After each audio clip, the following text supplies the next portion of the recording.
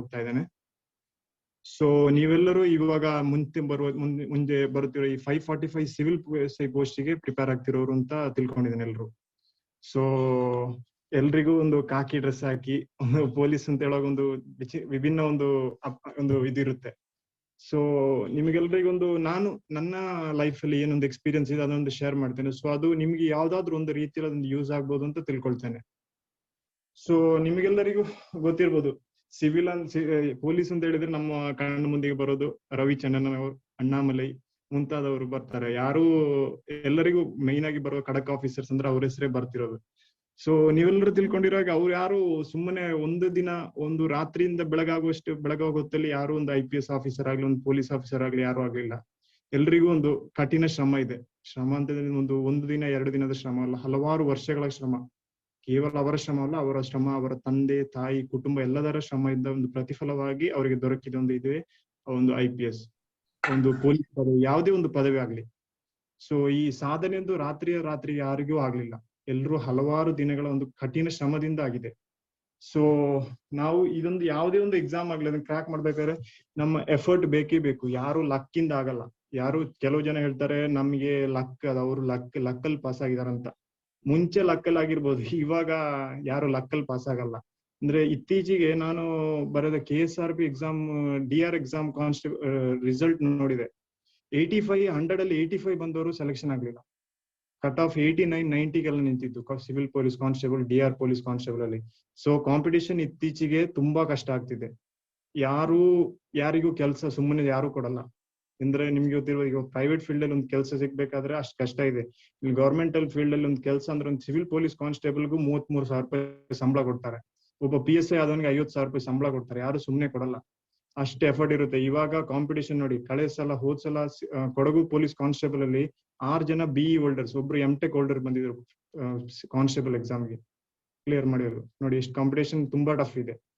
So ಇವಾಗ ನಾನು ಏನ್ ಹೇಳಿದ್ರೆ ನಿಮ್ಗೊಂದು ಕೆಲವೊಂದು ಟಿಪ್ಸ್ ಅಂತ ಹೇಳ್ಬೋದು. ನಾನೊಂದು ಎಕ್ಸ್ಪೀರಿಯನ್ಸ್ ನಾನು ನಿಮ್ಮ ಹತ್ರ ಶೇರ್ ಮಾಡ್ತೇನೆ. ಮೊದಲಿಗೆ ನಾವು ಯಾವುದೇ ಒಂದು ಎಕ್ಸಾಮ್ಸ್ಗೆ ಪ್ರಿಪೇರ್ ಆಗ್ಬೇಕಾದ್ರೆ ಕೆಲವೊಂದು ಪಾಯಿಂಟ್ಸ್ ಅನ್ನು ನಾವು ನೆನ್ಪಿಡ್ಬೇಕಾಗುತ್ತೆ. ಅಂದ್ರೆ ನಮ್ಮ ಮನ್ಸು ನಾವು ರೆಡಿ ಆಗಿರ್ಬೇಕು. ಯಾವುದೇ ಎಕ್ಸಾಮ್ ಸ್ಟಾರ್ಟಿಂಗ್ ಆಗಿ ಬೇಕಾಗಿರುತ್ತೆ ಅದು ಯಾವುದೇ ಬುಕ್ಸ್, ಯಾವುದೇ ಒಂದು ಮೋಟಿವೇಶನ್ ಏನಲ್ಲ. ಫಸ್ಟ್ ಗೆ ನಾವು ನಮ್ಮನ್ನ ರೆಡಿ ಮಾಡ್ಕೊಳ್ಬೇಕು. ನಮ್ಮನ್ನ ರೆಡಿ ಮಾಡ್ಕೊಂಡ್ರೆ ನಮ್ಗೆ ಎಕ್ಸಾಮ್ಗೆ ರೆಡಿ ಆಗಕ್ಕಾಗುತ್ತೆ. ಸೊ ಮೇನ್ ಆಗಿ ಬೇಕಾಗಿರೋದು ಸೆಲ್ಫ್ ಕಾನ್ಫಿಡೆನ್ಸ್ ಬೇಕೇ ಬೇಕು. ಯಾರೋ ಹೇಳ್ತಾರೆ ನಾವು ಎಕ್ಸಾಮ್ಗೆ ರೆಡಿ ಆಗುವಾಗ, ಏನ್ ನೋಡಿ ನೀವು ಏನ್ ಸುಮ್ನೆ ಕೂರ್ತಾನೆ, ಸುಮ್ನೆ ಟೈಮ್ ವೇಸ್ಟ್ ಮಾಡಕ್ಕೆ, ಇದೆಲ್ಲ ಆಗಲ್ಲ, ಸುಮ್ನೆ ಟೈಮ್ ವೇಸ್ಟ್ ಮಾಡಿದ್ರೆ. ನನ್ನ ಅನುಭವದಲ್ಲಿ ನನ್ಗೆ ಆಗಿರೋದು ಎಲ್ರು ಹೇಳೋದು ಮೇನ್ ಅದೇ, ಸುಮ್ನೆ ಇವನಿಗೆ ಕೆಲಸ ಮಾಡಕ್ ಆಗಲ್ಲ, ಸುಮ್ನೆ ಟೈಮ್ ವಾಶ್ ಮಾಡ್ಬೇಕು ಅಂತ ಮನೇಲಿ ಕೂತ್ಕೊಂಡು ಓದ್ತಾ ಇದ್ದಾನೆ, ಸುಮ್ನೆ ಇಷ್ಟ ದಿನ ಓದಿ ಏನಾಗಿದೆ ಅಂತ ಇದೇ ಎಲ್ರು ಹೇಳ್ತಾರೆ. ಯಾರು ತಲೆಗೆಡ್ಸ್ಕೊಳ್ಬೇಡಿ. ಅವ್ರ ಮಾತಿಗಿದ್ರು ಉತ್ತರ ನೀವು ಕೊಡ್ಬೇಕಾಗಿರೋದು ಎಲ್ಲಿ ಅಂತ ಹೇಳಿದ್ರೆ ನಿಮ್ ಸಾಧನೆ ಮಾಡ್ಕೊಂಡು. ನೀವು ನಾಳೊಬ್ರು PSI ಆಗ್ಬಿಟ್ಟು ಬಂದ್ರೆ ಯಾರು ಯಾರಿಗೆ ಇದಾಗಲ್ಲ, ನಿಮ್ಗೆ ಜನ ನಿಮ್ಮನ್ನ ರೆಕಗ್ನೈಸ್ ಮಾಡೋದು. ಸೊ ಅದ್ ಯಾವ್ದನ್ನು ತಲೆ ಕೆಡ್ಸ್ಕೊಳ್ಬೇಡಿ. ನೀವು ನಿಮ್ ಇಷ್ಟಕ್ಕೆ ನೀವು ಕಮಿಟ್ ಆಗ್ಬಿಡ್ಬೇಕು. ಏನಂತ ಹೇಳಿದ್ರೆ ನೆಕ್ಸ್ಟ್ ಬರೋ ಎಕ್ಸಾಮ್ ಅನ್ನು ಹೊಡಿಲೇಬೇಕು ಅಂತ, ನಾನು ಕ್ರಾಕ್ ಮಾಡ್ಲೇಬೇಕು ಅಂತ. ಸೊ ಯಾರು ಏನ್ ಹೇಳಿದ್ರು ಬಿಡಿ, ನೀವು ಡೆಡಿಕೇಟೆಡ್ ಆಗಿ ನೀವು ಓದಿ. ಕಮ್ಸೆ ಕಮ್ ಒಂದ್ 6 ಮಂತ್ಸ್ ನೀವು ಇದಕ್ಕೆ ಪ್ರಿಪೇರ್ ಆಗ್ಬಿಟ್ರೆ ನಿಮ್ ಲೈಫ್ ಫ್ಯೂಚರ್ ನಿಮ್ ಸಕ್ಸಸ್ ಆಗಿರುತ್ತೆ. ಅಷ್ಟೇ ತಿಳ್ಕೊಳ್ಳಿ. ಇನ್ನು ಟೈಮ್ ಮ್ಯಾನೇಜ್ಮೆಂಟ್ ಬೇಕು. ಮೇನ್ ಆಗಿ ಬೇಕಾಗಿರೋದೇ ಟೈಮ್ ಮ್ಯಾನೇಜ್ಮೆಂಟ್. ಸುಮ್ನೆ ನಾವು ಮಾಡ್ಬೇಕಂತ ಮಿನಿಮಮ್ ಒಂದು 6 to 10 ಅವರ್ಸ್ ಆದ್ರೂ ಓದ್ಬೇಕು. ಮ್ಯಾಕ್ಸಿಮಮ್ ಅಂದ್ರು 12. ನಾನ್ ನನ್ನ ಲೈಫ್ ಅಲ್ಲಿ ಇವಾಗ ಇತ್ತೀಚೆಗೆ 12 to 14 ಅವರ್ಸ್ ಓದಿದ್ದು ಇದೆ. ಅಂದ್ರೆ ಅಷ್ಟಿದೆ ಸಬ್ಜೆಕ್ಟ್ಸ್ ಇದೆ ಓದಕ್ಕೆ. ಮುಂಚೆ ಆದ್ರೆ ಒಂದು ಇಷ್ಟು ಬೌಂಡ್ರಿ ಇತ್ತು, ಒಂದು ಇಷ್ಟೊಂದು ಪ್ಯಾಟರ್ನ್ ಇದೆ, ಆ ಪ್ಯಾಟರ್ನ್ ಒಳಗಡೆನೆ ಕೇಳ್ತಿದ್ರು. ಇವಾಗ ಆತರ ಅಲ್ಲ. ಕ್ವಶನ್ಸ್ ಅವರು ತುಂಬಾ ಡಿಕ್ಲೇರ್, ಯಾಕಂದ್ರೆ ಕಾಂಪಿಟೇಷನ್ ಜಾಸ್ತಿ ಆಗ್ತಿದೆ, ಅವ್ರಿಗೂ ಇಷ್ಟೇ ರಿಕ್ರೂಟ್ಮೆಂಟ್ ಬೇಕು ಅಂತ ಇರ್ತಾರೆ. ಸೊ ಅದ್ರೊಳಗಡೆನೆ ಅವ್ರು ಕೇಳ್ಬೇಕು. ಸೊ ಅದಕ್ಕೆ ಅವ್ರು ಏನ್ ಮಾಡ್ತಾರೆ ಅಂತ ಹೇಳಿದ್ರೆ ಸ್ವಲ್ಪ ವಾಸ್ಟ್ ಆಗಿ ಕೇಳ್ತಾರೆ. ಸೊ ನಮ್ಗೆ ಟೈಮ್ ಮ್ಯಾನೇಜ್ಮೆಂಟ್ ಬೇಕು. ಮತ್ತೆ ನಿಮ್ಗೆ ಗೊತ್ತಿದೆ ಎಲ್ರಿಗೂ ಮೇನ್ ಆಗಿರೋದು ಈ ಸಿವಿಲ್ ಸರ್ವಿಸ್ ಒಂದು ಫೀಲ್ಡ್ಗೆ ಬಂದಾದ್ಮೇಲೆ ಮೇನ್ ಆಗಿ ಎಲ್ರಿಗೂ ಇರೋ ಮೇನ್ ಇದೆ ಅಂತ ಏನಂದ್ರೆ ಅವಮಾನ ಅಂತ ಹೇಳಿದ್ರೆ ಎಲ್ರಿಗೂ ಎಲ್ಲಾ ಕಡೆಯಿಂದನೂ ಬರ್ತಾ ಇರುತ್ತೆ. ಅದನ್ನ ನಾವು ಸಹಿಸ್ಕೊಳ್ಬೇಕು. ಯಾರು ಒಂದು ಲೈಫಲ್ಲಿ ಒಮ್ಮೆ ಏನಾದ್ರು ಒಂದು ಹೇಳ್ಬಿಟ್ರೆ ಅದೇ ಲೈಫ್ ಎಂಡಿಂಗ್, ಇಲ್ಲಿಗೆ ಮುಗೀತು ಅಂತ ಯಾರು ತಿಳ್ಕೊಳ್ಬೇಡಿ. ನೀವು ನಿಮ್ಮ ಇಷ್ಟಕ್ಕೆ ನೀವು ಕಮಿಟ್ ಆಗ್ಬಿಟ್ರೆ ಇನ್ ಯಾರು ಹೇಳಿದ್ರು ನೀವು ಕೇಳ್ಬಾರ್ದು. ಮತ್ತೆ ಮೇನ್ ಅಂತ ಹೇಳಿದ್ರೆ ಯಾವ ಎಕ್ಸಾಮ್ ಆಗಿರ್ಲಿ, ನಿಮ್ PC ಇಂದ ಇದ್ದು DC ತನಕ ಯಾವುದೇ ಪೇಪರ್ ನೀವು ಯಾವುದೇ ಎಕ್ಸಾಮ್ ರೆಡಿ ಆಗ್ಬೇಕಾದ್ರೂ ಮೇನ್ ಆಗಿ ನೀವು ಮಾಡ್ಬೇಕಾಗಿರೋ ಕೆಲಸ ಅಂದ್ರೆ ಡೈಲಿ ಒಂದು ಪೇಪರ್ ಓದ್ಬೇಕು. ಆ ಪೇಪರ್ ಓದು ನಿಮ್ ದಿನಚರಿನೇ ಸ್ಟಾರ್ಟ್ ಮಾಡ್ಬಾರ್ದು. ಪೇಪರ್ ಎಲ್ಲ ಇರೋದೇ ಮೇನ್ ನಾವ್ ಯಾರು ಯಾವ ಎಕ್ಸಾಮ್ ಅಲ್ಲಿ ನೋಡಿದ್ರು ಕರೆಂಟ್ ಅಫೇರ್ಸ್ ಆಗ್ಲಿ, ನಿಮ್ ಎಸ್ಸೆ ರೈಟಿಂಗ್ಸ್ ಎಲ್ಲದಕ್ಕೂ ಮೇನ್ ಆಗಿ ಯೂಸ್ ಆಗ್ತಿರೋದೇ ಪೇಪರ್ಸ್ ಓದ್ಲೇಬೇಕು. ಇನ್ನು ಕೋಚಿಂಗ್ ಕ್ಲಾಸಸ್ ಕೆಲವರು ಹೇಳ್ತಾರೆ ಕೋಚಿಂಗ್ ಕ್ಲಾಸಸ್ ಬೇಕೇ ಬೇಕು ಅಂತ ಹೇಳ್ತಾರೆ. ಬಟ್ ನಾನು ಕೋಚಿಂಗ್ ಹೋಗಿದ್ದೇನೆ. ನಾನ್ ಏನ್ ಹೇಳ್ತಿರೋದು ಅಂತ ಹೇಳಿದ್ರೆ, ಕೋಚಿಂಗ್ ಕ್ಲಾಸ್ ಹೋದವರೇ ಕಂಪ್ಲೀಟ್ ಮಾಡಿದ್ದಿಲ್ಲ, ಸುಮ್ನೆ ಮನೇಲಿ ಇದ್ದು ಓದಿದವರೇ ಪಾಸ್ ಆಗಿದ್ದಾರೆ. ಅಂದ್ರೆ ಕೋಚಿಂಗ್ ಕ್ಲಾಸ್ ಏನಂದ್ರೆ ನಿಮ್ಗೊಂದು ಡೈರೆಕ್ಷನ್ ಕೊಡುತ್ತೆ. ಇವಾಗ ನೋಡಿ, ಒಬ್ರು ಸೈನ್ಸ್ ಬ್ಯಾಕ್ ಗ್ರೌಂಡ್ ಇಂದ ಬಂದ್ರೆ ಅವ್ರಿಗೆ ಸಿವಿಲ್ ಸರ್ವಿಸ್ ಬರುವಾಗ ಅವ್ರಿಗೆ ಎಕನಾಮಿಕ್ಸ್, ಹಿಸ್ಟ್ರಿ ಈ ತರ ಸಬ್ಜೆಕ್ಟ್ಸ್ ಎಲ್ಲ ಹೊಸದಾಗಿರುತ್ತೆ. ಸೊ ಅವ್ರಿಗೆ ಹೇಗ್ ಸ್ಟಾರ್ಟ್ ಮಾಡ್ಬೇಕು, ಎಲ್ಲಿಂದ ಸ್ಟಾರ್ಟ್ ಮಾಡ್ಬೇಕು ಅಂತ ಗೊತ್ತಾಗಲ್ಲ. ಸೊ ಈ ಕೋಚಿಂಗ್ ಕ್ಲಾಸಸ್ ಅವ್ರು ಏನ್ ಮಾಡ್ತಾರೆ ಅಂದ್ರೆ ನಮ್ಗೊಂದು ಡೈರೆಕ್ಷನ್ಸ್ ಕೊಡ್ತಾರೆ, ಯಾವ ತರ ಮೂವ್ ಆಗ್ಲಿ, ಹೇಗೆ ನಾವು ಮೂವ್ ಆಗ್ಬೇಕು ಅಂತ ಒಂದು ಗೈಡ್ಲೈನ್ಸ್ ಕೊಡ್ತಾರೆ. ಸೊ ಅವರು ನಮ್ ಗೈಡ್ಲೈನ್ಸ್ ಕೊಡ್ತಾರೆ. ನಮ್ ರಿಸಲ್ಟ್ ನಮ್ ಡಿಪೆಂಡ್ ಆಗಿರೋದು ನಮ್ ಹಾರ್ಡ್ ವರ್ಕ್ ಮೇಲೆ. ಸೊ ನಾವು ನಮ್ ಹಾರ್ಡ್ ವರ್ಕ್ ಎಫರ್ಟ್ ಹಾಕಿದ್ರೆ ರಿಸಲ್ಟ್ ಇದಾಗೋದು. ಮತ್ತೆ ಕೆಲವೊಂದ್ ಕಡೆ ಬುಕ್ಸ್ ಇದೆಲ್ಲ ನಾನು ಫಸ್ಟ್ ಆಗಿ ನಿಮ್ಗೆ ಮೇನ್ ಒಂದು ಇದು ಹೇಳ್ತೇನೆ, ಔಟ್ಲೈನ್ ಹೇಳ್ತೇನೆ. ನೆಕ್ಸ್ಟ್ ಡೀಪ್ ಆಗಿ ಹೋಗ್ತೇನೆ, PSC ಎಕ್ಸಾಮ್ಸ್ ಗೆ ಬೇಕಾಗಿ ಹೇಳ್ತೇನೆ. ಇವಾಗ ಯಾವ್ದೇ ಎಕ್ಸಾಮ್ಸ್ ಗೆ ರೆಡಿ ಆಗ್ಬೇಕಾದ್ರೂ ಮೇನ್ಲಿ ಮಾಡ್ಬೇಕಾದ ಪಾಯಿಂಟ್ಸ್ ಹೇಳ್ತಿರೋದು. ಸೊ ಬುಕ್ಸ್, ಇವಾಗ ಎಲ್ಲಾ ಎಕ್ಸಾಮ್ಸ್ಗೂ ಬುಕ್ಸ್ ಎಲ್ಲರೂ ಓದ್ತಾರೆ. ಬುಕ್ಸ್ ಇವಾಗ ನೀವು ಮಾರ್ಕೆಟ್ ಅಲ್ಲಿ ಹೋದ್ರೆ ನಿಮ್ಗೆ ಬೇಕಾದಷ್ಟು ಬುಕ್ಸ್ ಅವೈಲೇಬಲ್ ಆಗಿದೆ, ಎಷ್ಟು ಬುಕ್ಸ್ ಬೇಕಾದ್ರೂ ಸಿಗುತ್ತೆ. ಸೊ ಬುಕ್ಸ್ ಎಷ್ಟು ಓದಿ, ಒಂದು ನನ್ನ ಅಕಾರ್ಡಿಂಗ್ ಟು ಮೀ ಏನಂತ ಹೇಳಿದ್ರೆ, ನೀವು 10 ಬುಕ್ ಅನ್ನು 10 ಸಲ ಓದೋಕ್ಕಿಂತ ಒಂದೇ ಬುಕ್ ಅನ್ನು 10 ಸಲ ಓದಿ. ಸೊ ನಿಮ್ಗೆ ಏನಾಗುತ್ತೆ ಅಂದ್ರೆ, ಒಂದ್ ಸಬ್ಜೆಕ್ಟ್ ಇವಾಗ ಪರ್ಟಿಕ್ಯುಲರ್ ಹಿಸ್ಟ್ರಿಗೆ ಅಂತ ಹೇಳಿದ್ರೆ ಅವೈಲೇಬಲ್ ಬುಕ್ಸ್ ಎಷ್ಟು ಬೇಕಾದ್ರೂ ಅವೈಲೇಬಲ್ ಆಗಿದೆ ನಿಮಗೆ. ಸೊ ಇವಾಗ ಅದ್ರಲ್ಲಿ ಯಾವ್ದಾದ್ರು ಒಂದ್ ಬುಕ್ ಅನ್ನು ನೀವು ತಗೊಳ್ಳಿ, ಒಂದ್ ಬುಕ್ ಅನ್ನು ತಕೊಂಡು ನೀವು ಅದನ್ನು ಓದಿದ್ರೆ ನಿಮ್ಗೆ ಏನಂದ್ರೆ ಒಂದೇ ಬುಕ್ ಅನ್ನು 10 ಸಲ ಓದಿ. 10 ಸಲ ಓದಿ ನಿಮ್ಗೆ ಏನಂದ್ರೆ ರಿವಿಷನ್ ಮಾಡಿದಾಗುತ್ತೆ. ರಿವಿಷನ್ ಮಾಡಿದ್ರೆ it's very useful for examination. ಒಂದು 10 ಬುಕ್ ಸಿಗುತ್ತೆ ಅಂತ ಹೇಳಿ ಎಲ್ಲಾ ಬುಕ್ ಓದಿ ಏನೂ ಪ್ರಯೋಜನ ಇಲ್ಲ.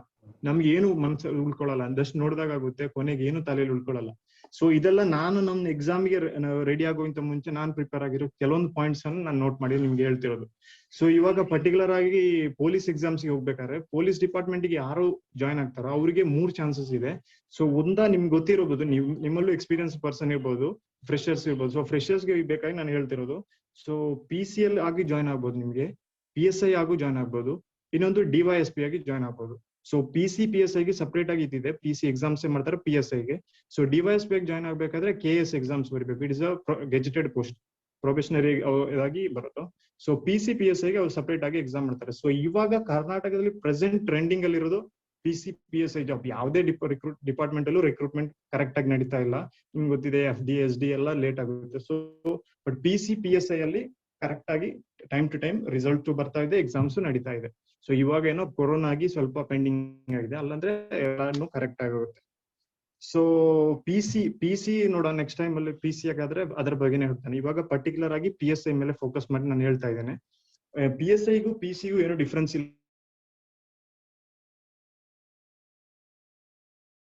ಮುಂಚೆ ಅಂತ ಹೇಳಿದ್ರೆ PC ಪೇಪರ್ಸ್ ತುಂಬಾ ಈಸಿ ಬರ್ತಿತ್ತು, ಬಟ್ ಇವಾಗ PSI ಸೆಕೆಂಡ್ ಪೇಪರ್ ಒಂದೇ ತರ ಇದೆ, ಏನು ಇದ್ ಮಾಡ್ದಲ್ಲ. ಯಾಕಂದ್ರೆ ಅಷ್ಟು ಟಫ್ ಕೊಡ್ತಿದ್ದಾರೆ. PSI ಆಲ್ಮೋಸ್ಟ್ ಸಿಮಿಲರ್ ಇದೆ. ಯಾಕಂತ ಹೇಳಿದ್ರೆ ನಿಮ್ಗೆ ನಾನು ಹೇಳ್ದಲ್ಲ ಫಸ್ಟ್ಗೆ, ನೀವು ಇತ್ತೀಚಿನ ಸಿವಿಲ್ ಪೊಲೀಸ್ ಕಾನ್ಸ್ಟೇಬಲ್ ಆಗಲಿ, DR ಆಗಲಿ, ಇದಾಗ್ಲಿ ಕಟ್ ಆಫ್ ನೋಡಿ. Bangalore civil police constable 98 85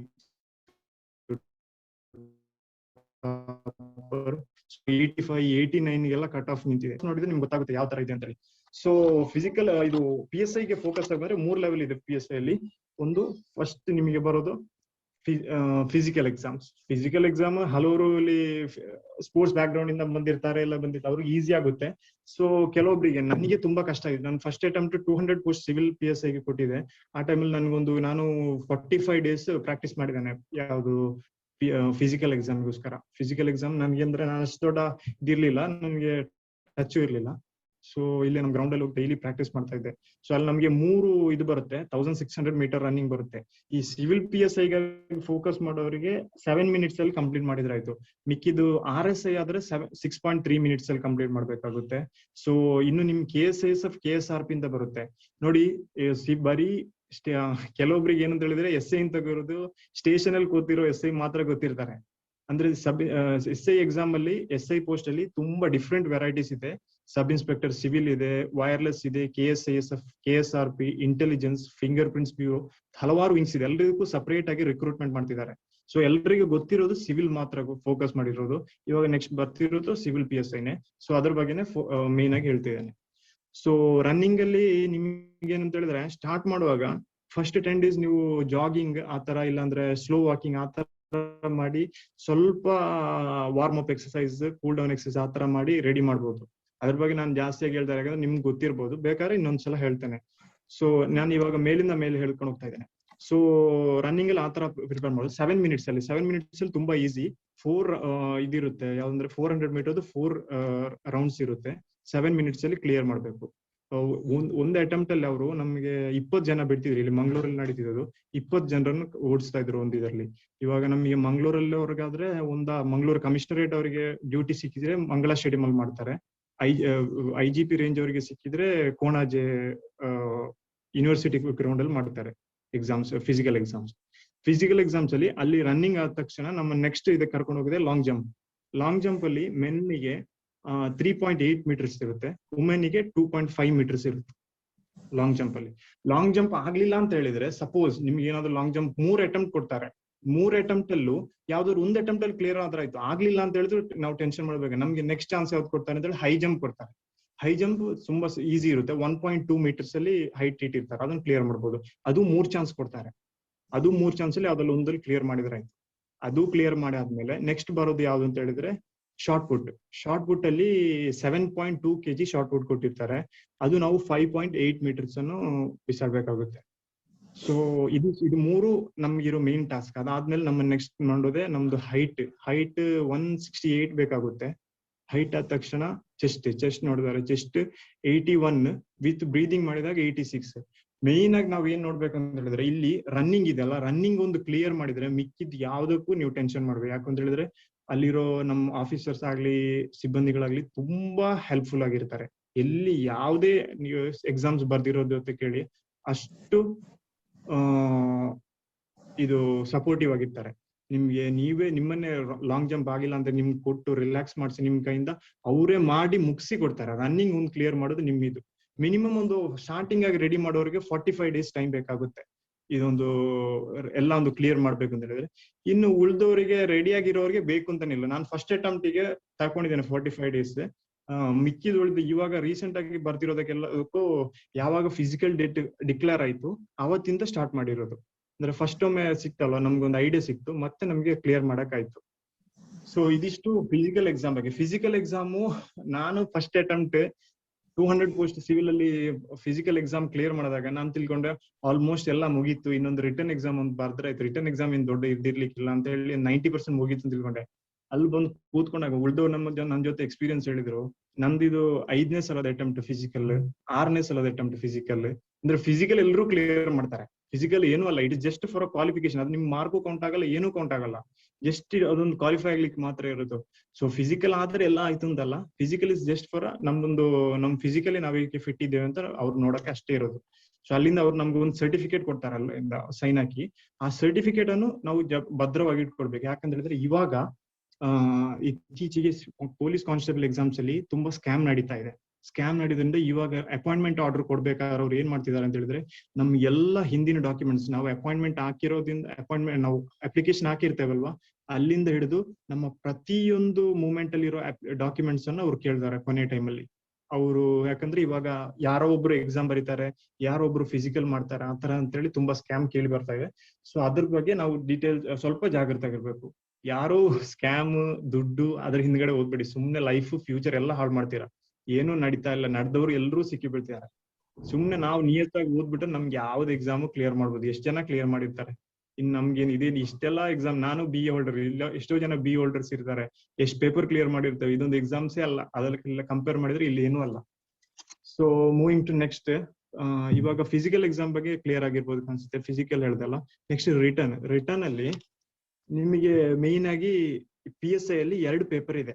PSI ಅಂತಲ್ಲ, PSI ಆಗ್ಲಿ, ಎಕ್ಸೈಸ್ ಸಬ್ ಇನ್ಸ್ಪೆಕ್ಟರ್ ಆಗ್ಲಿ. ಎಕ್ಸೈಸ್ ಸಬ್ ಇನ್ಸ್ಪೆಕ್ಟರ್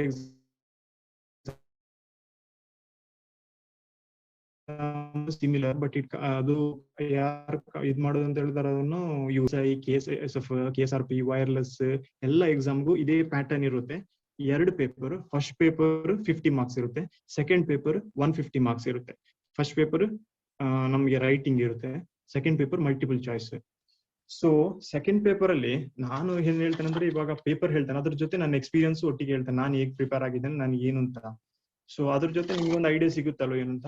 ಇವಾಗ ಪೇಪರ್ 1 ಅಂತ ಹೇಳ್ತೇವಲ್ಲ, ಈ ಪೇಪರ್ 1 ಹೇಳುದು ನನ್ನ ಲೆಕ್ಕದಲ್ಲಿ ಪೇಪರ್ 1 ನಮ್ಮ ಡಿಸೈಡಿಂಗ್ ಫ್ಯಾಕ್ಟರ್. ನಾವು PSI ಸಿವಿಲ್ PSI ಎಕ್ಸಾಮ್ಸ್ ಇಲ್ಲಿ ಮಾರ್ಕ್ ಲಿಸ್ಟ್ ಅಲ್ಲಿ, ರ್ಯಾಂಕ್ ಲಿಸ್ಟ್ ಅಲ್ಲಿ ನಮ್ಮ ಹೆಸರು ಬರ್ಬೇಕು ಅಂತ ಹೇಳಿದ್ರೆ ಪೇಪರ್ 1 ನಿಮ್ದು ಡಿಸೈಡಿಂಗ್ ಅಂತ ಹೇಳ್ತಾನೆ. ಅದೇ ನಿಮ್ಗೆ ಮೇನ್ ಆಗಿರೋದು. ಪೇಪರ್ 1 ನಲ್ಲಿ 35 ಅಬೌವ್ ಸ್ಕೋರ್ ಮಾಡ್ಲೇಬೇಕು. ನನಗೆ ಈ ಸಲ 39 ಬಂದಿತ್ತು. ಸೊ ಲಾಸ್ಟ್ ಟೈಮ್ ಎಲ್ಲ ನಾನು ಫೇಲ್ಯೂರ್ ಆಗಿರೋದು ನನ್ನ ಇವ್ಯಾಲ್ಯೂಯೇಟ್ ಮಾಡಿ ನೋಡಿದಾಗ ಅಲ್ಲೇ ಗೊತ್ತಾಗಿದೆ ಏನಂತ ಹೇಳಿದ್ರೆ ಪೇಪರ್ 1 ಕಮ್ಮಿ ಆಯ್ತು. ಯಾಕಂದ್ರೆ ಪೇಪರ್ 2 ಎಲ್ರು ಮಾಡ್ತಾರೆ. ಇವಾಗ ಪೇಪರ್ 2 100 ಅಲ್ಲಿ 80 ಕ್ವಶನ್ಸ್ 85 ಕ್ವಶನ್ಸ್ ಅಟೆಂಪ್ಟ್ ಮಾಡದವನೇ ಇಲ್ಲ. ಮುಂಚೆ ಇತ್ತು 60 ಕ್ವಶನ್ಸ್ ಅಟೆಂಪ್ಟ್ ಮಾಡಿದ್ರು ಸೆಲೆಕ್ಷನ್ ಆಗ್ತಿದ್ರು, 70 ಕ್ವಶನ್ಸ್ ಅಟೆಂಪ್ಟ್ ಮಾಡಿದ್ರು ಸೆಲೆಕ್ಷನ್ ಆಗ್ತಿದ್ರು. ಇವಾಗ 85 ಮಾಡಿದವನು ಆಗ್ತಾ ಇಲ್ಲ. ಸೊ 85 ಎಲ್ಲರೂ ಮಾಡ್ತಾರೆ. ಈ ಪೇಪರ್ 1 ಅಲ್ಲಿ ಎಲ್ಲರೂ ಇದು ಮಾಡ್ತಾರೆ. ಮೇನ್ ಆಗಿ ಅಂತ ಹೇಳಿದ್ರೆ ನಾನು ಫಸ್ಟ್ ಆಗಿ ಹೇಳಿದ್ರಲ್ಲ ಟೈಮ್ ಮ್ಯಾನೇಜ್ಮೆಂಟ್, ಆ ಟೈಮ್ ಮ್ಯಾನೇಜ್ಮೆಂಟ್ ಇಲ್ಲಿ ವರ್ಕೌಟ್ ಆಗುತ್ತೆ. ಪೇಪರ್ 1 ಅಲ್ಲಿ ಮೇನ್ ಆಗಿ ಬೇಕಾಗಿರೋದು ಟೈಮ್ ಮ್ಯಾನೇಜ್ಮೆಂಟ್. ಸೊ ನಾನು ಹೇಳ್ತೇನೆ ಪೇಪರ್ 1 ಬಗ್ಗೆ ಕ್ಲಿಯರ್ ಆಗಿ ನಿಮ್ಗೆ ಹೇಳ್ತೇನೆ. ಪೇಪರ್ 1 ಅಲ್ಲಿ 3 ಕ್ವಶನ್ಸ್ ಇದೆ. ಫಸ್ಟ್ ಆಗಿ ಎಸ್ಸೆ ರೈಟಿಂಗ್ ಅಂತ ಹೇಳ್ತೇವೆ, ಪ್ರಬಂಧ ಬರೆಯೋದು. Second translation from Kannada to English, ಮತ್ತೊಂದು translation from English to Kannada, ಇನ್ನೊಂದು ಪ್ರಿಸೈಸ್ ರೈಟಿಂಗ್ ಅಂತ ಇದೆ. ಈ ಪ್ರಿಸೈಸ್ ರೈಟಿಂಗ್ ಹೇಳೋದು ನಮ್ದು ಇನ್ನೊಂದು ಎಕ್ಸಾಮ್ಸ್ ಇದೆ ಪೊಲೀಸ್ ಡಿಪಾರ್ಟ್ಮೆಂಟ್, KSISF KSRP ಅಂತ ಒಂದು ಎಕ್ಸಾಮ್ ಇದೆ PSI, ಇವಾಗ ಇತ್ತೀಚೆಗೆ ನಡೆದು ಹೋಗಿದೆ. ಆ ಎಕ್ಸಾಮ್ಸ್ ಗೆ ಮಾತ್ರ ಈ ಪ್ರಿಸೈಸ್ ರೈಟಿಂಗ್ ಇಲ್ಲ, ಮಿಕ್ಕಿ ಉಳಿದೆಲ್ಲದಕ್ಕೂ ಇದೆ ಯಾವ್ದು ಪ್ರಿಸೈಸ್ ರೈಟಿಂಗ್. ಸೊ ಎಸ್ಸೆ ನಿಮಗೆ 5 ಟಾಪಿಕ್ ಕೊಟ್ಟಿರ್ತಾರೆ. 5 ಟಾಪಿಕ್ ಯಾವ ತರ ಕೊಡ್ತಾರೆ ಅಂತ ಹೇಳಿದ್ರೆ, ಒಂದು 3 ಟಾಪಿಕ್ ಸ್ಟ್ಯಾಟಿಕ್ ಟಾಪಿಕ್ ಇರುತ್ತೆ. ಸ್ಟ್ಯಾಟಿಕ್ ಅಂತ ಹೇಳಿದ್ರೆ ನಿಮಗೆ ಇವಾಗ ಒಂದು ಸೈಬರ್ ಪ್ರಕರಣಗಳು ಆತರ ಇರ್ಲಿ, ಇಲ್ಲ ಅಂದ್ರೆ ರೈತರ ಸಮಸ್ಯೆಗಳು, ಆತರ ಯಾವ್ದಾದ್ರು ಒಂದು ಸ್ಟ್ಯಾಟಿಕ್ ಟಾಪಿಕ್ ಇರುತ್ತೆ. ಅದ್ರಂದ್ರೆ ಆ ತರದೊಂದು 3-2 ಅದು ಕೊಟ್ಟೇ ಇರ್ತಾರೆ. ಇನ್ನೊಂದು ಹವಾಮಾನ, ನಮ್ದು ಪರಿಸರ ಎನ್ವಿರಾನ್ಮೆಂಟ್ ರಿಲೇಟೆಡ್ ಕ್ವಶನ್ಸ್ ಕೊಟ್ಟಿರ್ತಾರೆ. ಯಾವ್ದಾದ್ರು ಒಂದು 2 ಕ್ವಶನ್ಸ್ ಅದೇ ಕೊಟ್ಟಿರ್ತಾರೆ. ಇನ್ನು ಒಂದು ಕೆಲವೊಂದು ಟೈಮ್ ಅಲ್ಲಿ ಕರೆಂಟ್ ಅಫೇರ್ಸ್ ಕೇಳ್ತಾರೆ, ಒಂದು 2 ಕ್ವಶನ್ಸ್ ಕರೆಂಟ್ ಅಫೇರ್ಸ್ ಕೇಳ್ತಾರೆ. ಇತ್ತೀಚೆಗೆ ನಾವು ಎಕ್ಸಾಮ್ PSI ವೈರ್ಲೆಸ್ ಮತ್ತೆ RSI ಎಕ್ಸಾಮ್ ಒಂದೇ ದಿನ ಇದ್ದಿದ್ದು. ಅದಕ್ಕೆ ಫಸ್ಟ್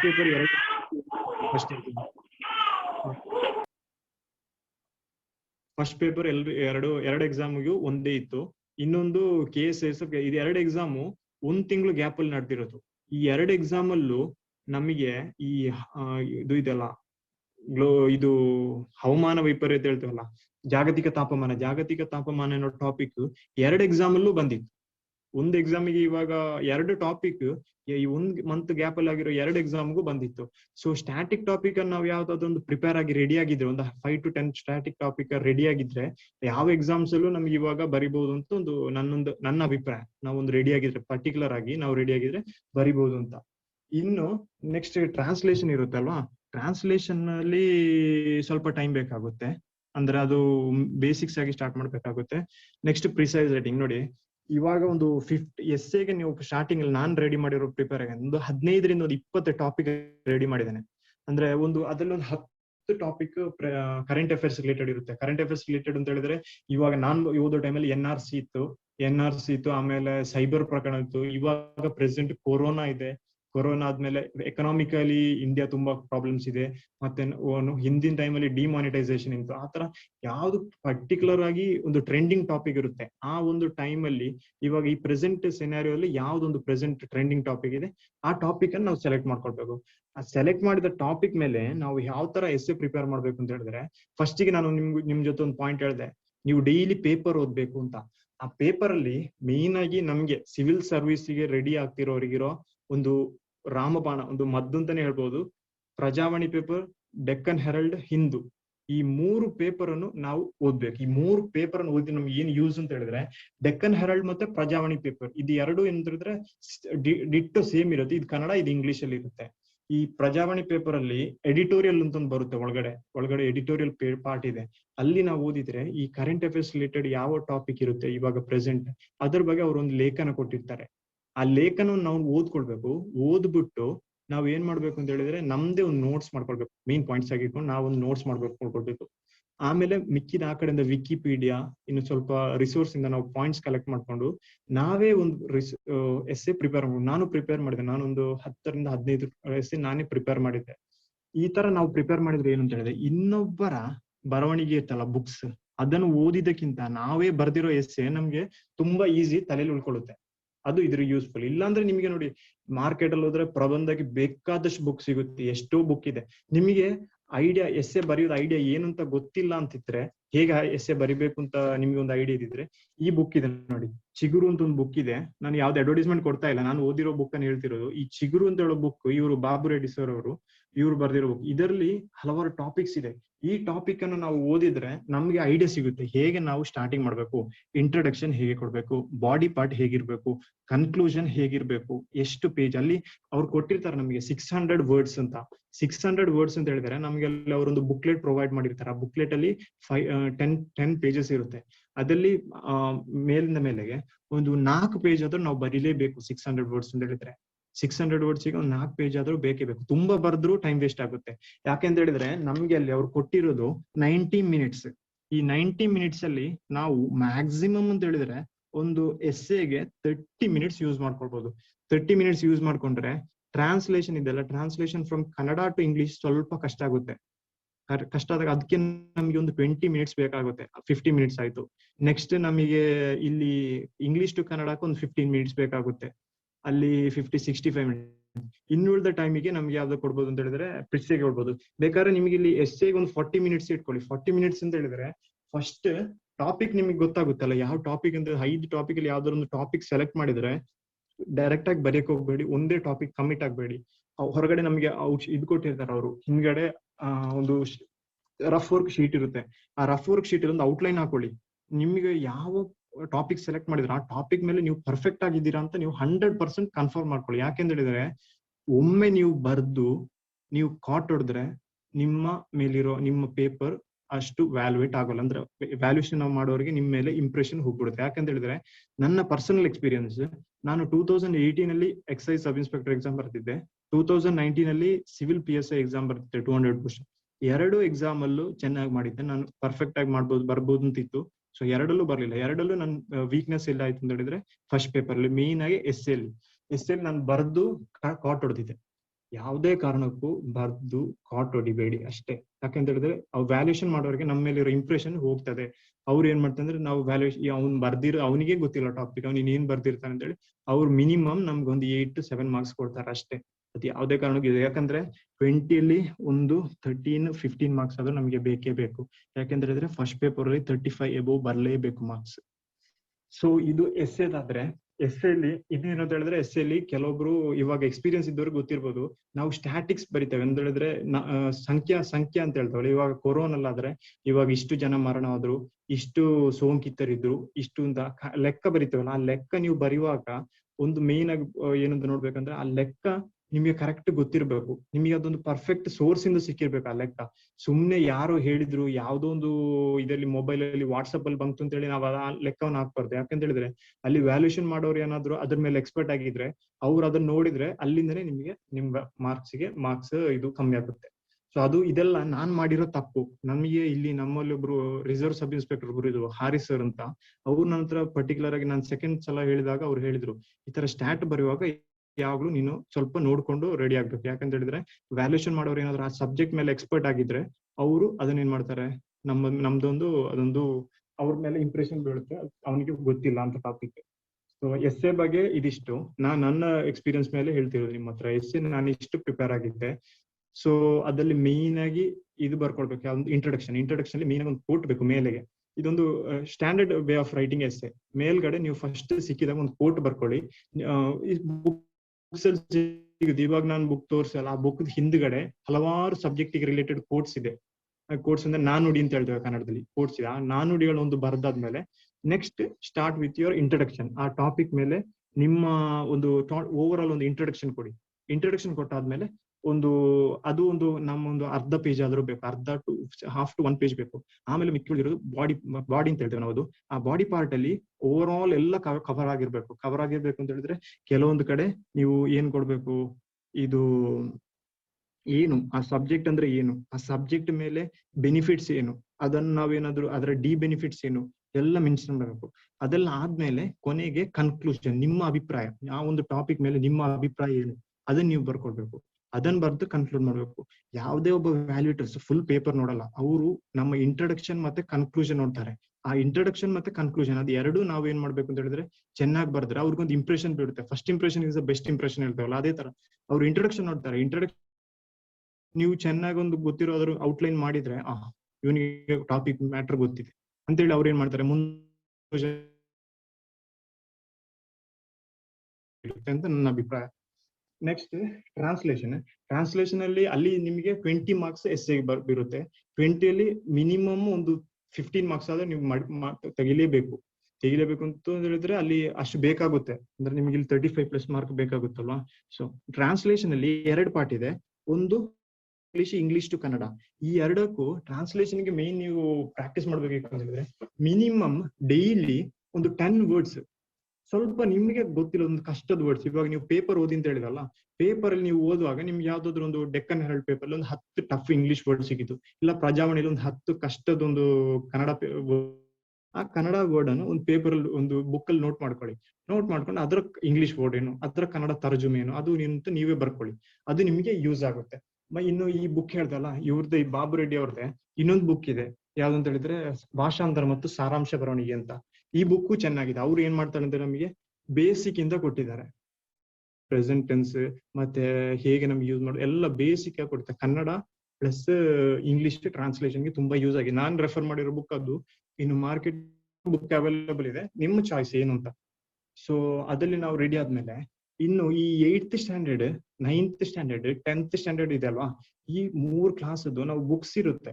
ಸೋಷಿಯಲ್ ಸೈನ್ಸ್ ಆಗ್ಲಿ ಸೈನ್ಸ್ ಆಗಿರ್ಲಿ ಯಾವುದೇ ಬುಕ್, ಆ ಬುಕ್ ಅಲ್ಲಿ ನಾವು ಏನ್ ಮಾಡ್ಬೇಕು ಅಂತ ಹೇಳಿದ್ರೆ ಇಂಗ್ಲಿಷ್ ಮೀಡಿಯಂ ಒಂದು ತಗೊಳ್ಬೇಕು, ಕನ್ನಡ ಮೀಡಿಯಂ ಒಂದು ಬುಕ್ ತಗೊಳ್ಬೇಕು. ಆ ಎರಡು ಯಾವ್ದಾದ್ರು ಒಂದು ಪ್ಯಾರಾಗ್ರಾಫ್ ಸೆಲೆಕ್ಟ್ ಮಾಡಿ ಅದನ್ನ ನೀವೇನ್ ಮಾಡಿ Kannada to English to Kannada translation ಮಾಡಿ ಪ್ರಾಕ್ಟೀಸ್ ಮಾಡ್ಕೊಂಡು ಅಲ್ಲಿ ನೋಡಿ ಕರೆಕ್ಟ್ ಇದೆಯಾ ಅಂತ. ಯಾಕೆಂತ ಹೇಳಿದ್ರೆ ಇವಾಗ ಪ್ರೆಸೆಂಟ್ ಆಗಿ ಎಲ್ರು ಹೇಳಿರೋದು ಏನು ಅಂತ ಹೇಳಿದ್ರೆ ಇದು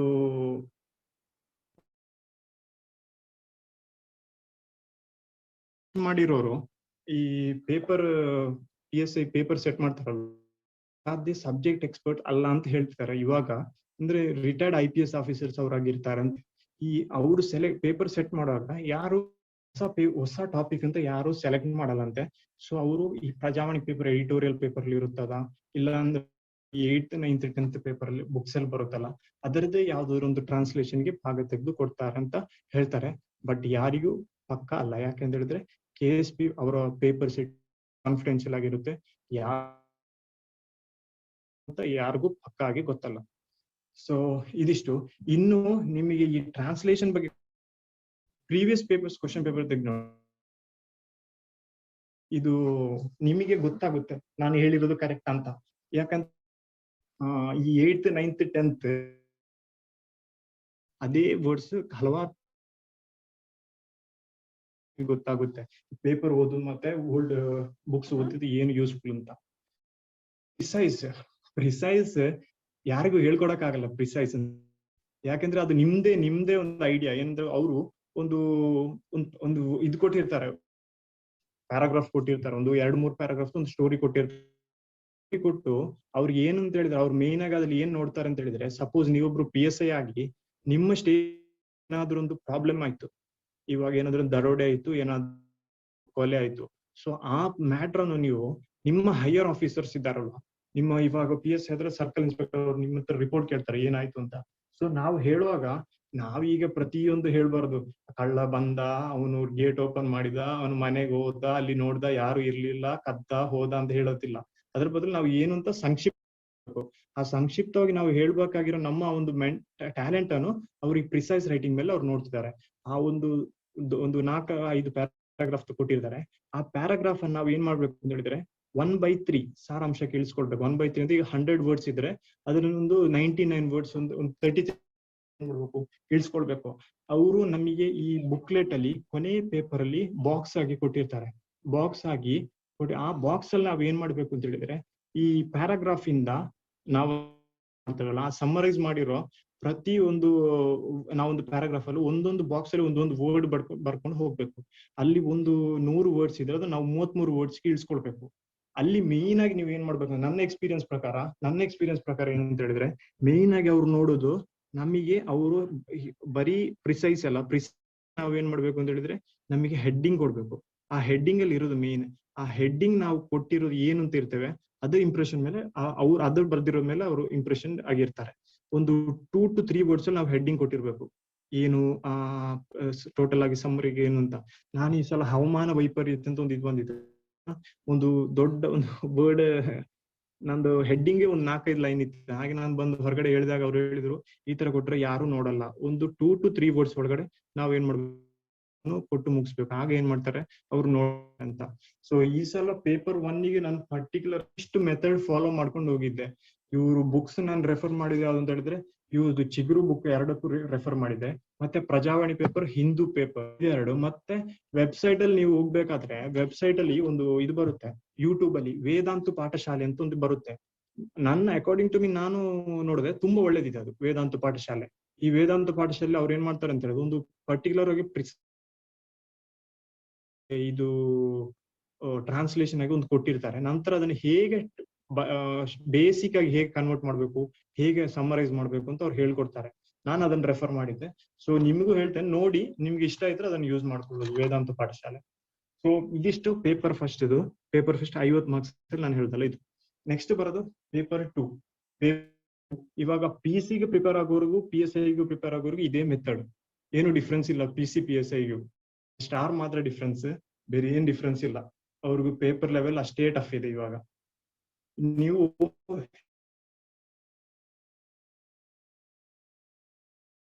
ಇವಾಗ ಈ ಪೇಪರ್ 2 ಗೆ ಮಿನಿಮಮ್, ಪೇಪರ್ 1 ಗೆ ಡೈಲಿ 2 ಅವರ್ಸ್ ಪ್ರಿಪೇರ್ ಆಗ್ಲೇಬೇಕು, ಅದ್ರಲ್ಲಿ ಏನೂ ಇದಿಲ್ಲ.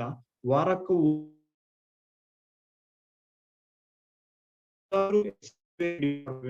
ಇಲ್ಲಿ ಪೇಪರ್ 2 ಡೈಲಿ 6 to 8 ಅವರ್ಸ್ ನಾವು ರೆಡಿ ಆಗ್ಲೇಬೇಕು. ಥ್ರೂ ಸಾಕಾಗಲ್ಲ ಅದು. ಸೊ ಇಲ್ಲಿ ಇವಾಗ ನಿಮಗೆ ಇವಾಗ ನೋಡಿ, ಕೊರೋನಾದ್ರಿಂದ ನಮಗೆ ಸ್ವಲ್ಪ ಟೈಮ್ ಇದೆ ಎಕ್ಸಾಮ್ಗೆ ಪ್ರಿಪೇರ್ ಆಗಕ್ಕೆ. ಇನ್ನು ಇವಾಗ May 31st ತನಕ ನಮಗೆ ಎಕ್ಸ್ಟೆಂಡ್ ಮಾಡಿದ್ದಾರೆ.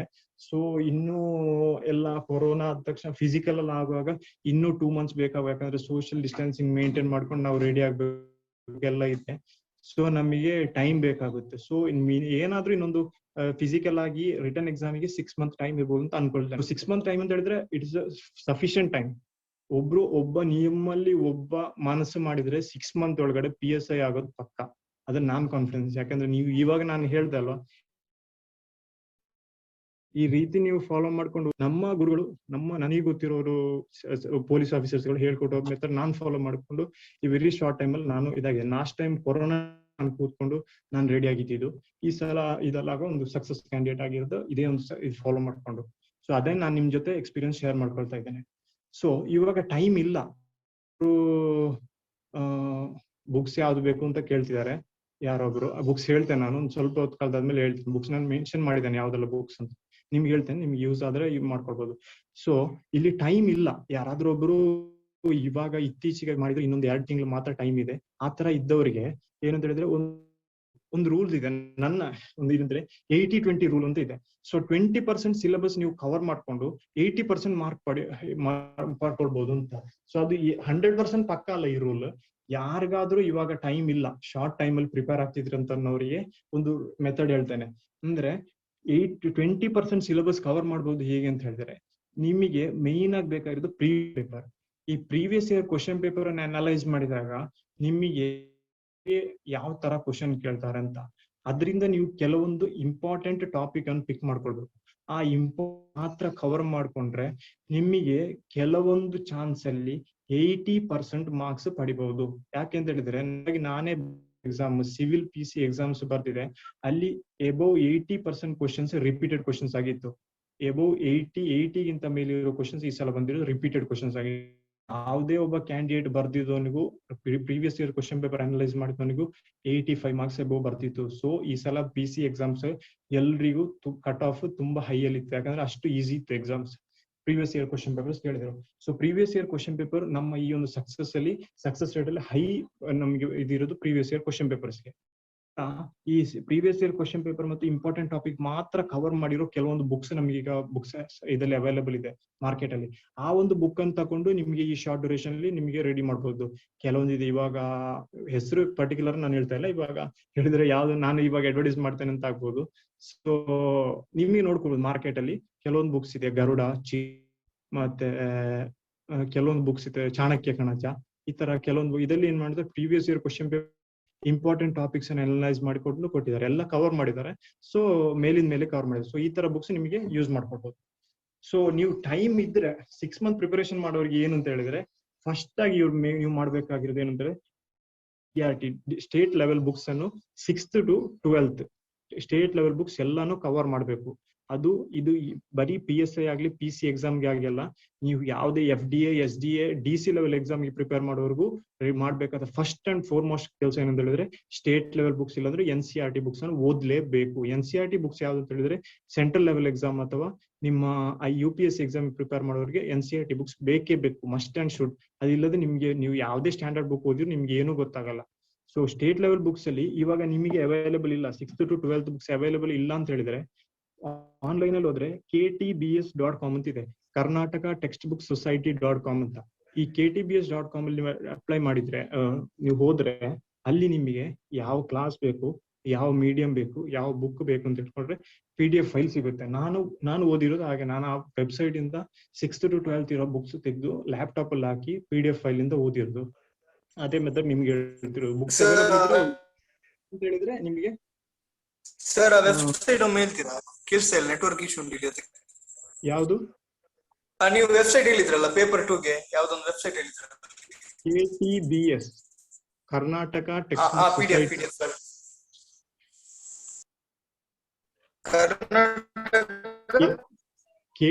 KT Karnataka text book society dot com KTBS.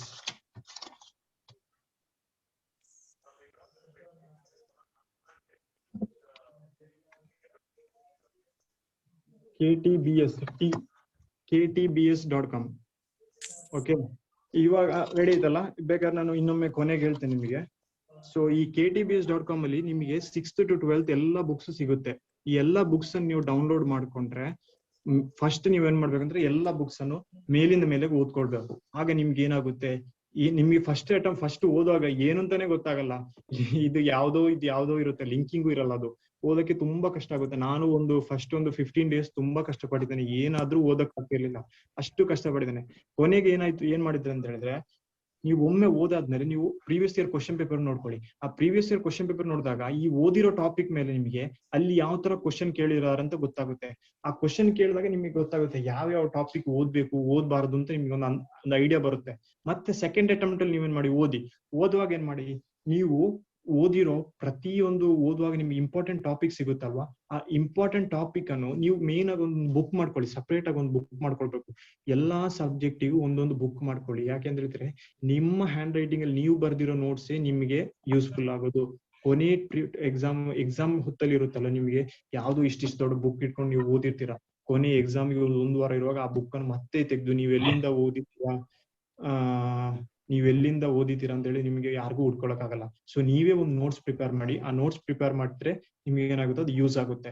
So ಆ ನೋಟ್ಸ್ ಪ್ರಿಪೇರ್ ಮಾಡೋ ಇವಾಗ ಒಂದು ಪರ್ಟಿಕ್ಯುಲರ್ ಆಗಿ ಹಿಸ್ಟ್ರಿ ಅಂತ ಹೇಳ್ಕೊಳ್ಳಿ, ಹಿಸ್ಟ್ರಿಗೆ ಒಂದು ನೋಟ್ಸ್ ಮಾಡ್ಕೊಳ್ಳಿ. ಈ DSRT ಬುಕ್ಸ್ ಅಲ್ಲಿ ಈ 6th to 12th ಬುಕ್ಸ್ ಇರುತ್ತಲ್ವಾ, ಈ ಬುಕ್ಸ್ ಅಲ್ಲಿ ಓದಿದಾಗ ನೀವು ಅದನ್ನ ಎಲ್ಲಾ ಪಾಯಿಂಟ್ ಅನ್ನು ಇಂಪಾರ್ಟೆಂಟ್ ಟಾಪಿಕ್ ಇರುತ್ತಲ್ವಾ, ಇಂಪಾರ್ಟೆಂಟ್ ಟಾಪಿಕ್ ಅನ್ನು ನೋಟ್ ಮಾಡ್ಕೊಂಡು ಹೋಗಿ ಎಲ್ಲ ಸಬ್ಜೆಕ್ಟ್ ಅಲ್ಲೂ. ಒಮ್ಮೆ ಸೆಕೆಂಡ್ ಅಟೆಂಪ್ಟ್ ಆಗೋದ್ರ, ಥರ್ಡ್ ಅಟೆಂಪ್ಟ್ ಮತ್ತೆ ನೀವು ಅದೇ ಬುಕ್ ಅನ್ನು ಓದಿ. ಯಾವ್ದನ್ನು ಓದಿ, ನೀವು ಇಂಪಾರ್ಟೆಂಟ್ ಟಾಪಿಕ್ ಮೆನ್ಷನ್ ಮಾಡಿದಿರಲ್ಲ ಅಲ್ಲಿಂದ ಮಾತ್ರ ಓದಿ. ಮತ್ತೆ ಅದ್ರ ರಿಲೇಟೆಡ್ ಆಗಿ ಸ್ವಲ್ಪ ಹತ್ರ ನೆಕ್ಸ್ಟ್ ಯಾವ್ದಾದ್ರು ಒಂದು ಪಾಯಿಂಟ್ ಸಿಗುತ್ತೆ ನೋಡಿ, ಅದನ್ನು ನೋಟ್ ಮಾಡ್ಕೊಳ್ಳಿ.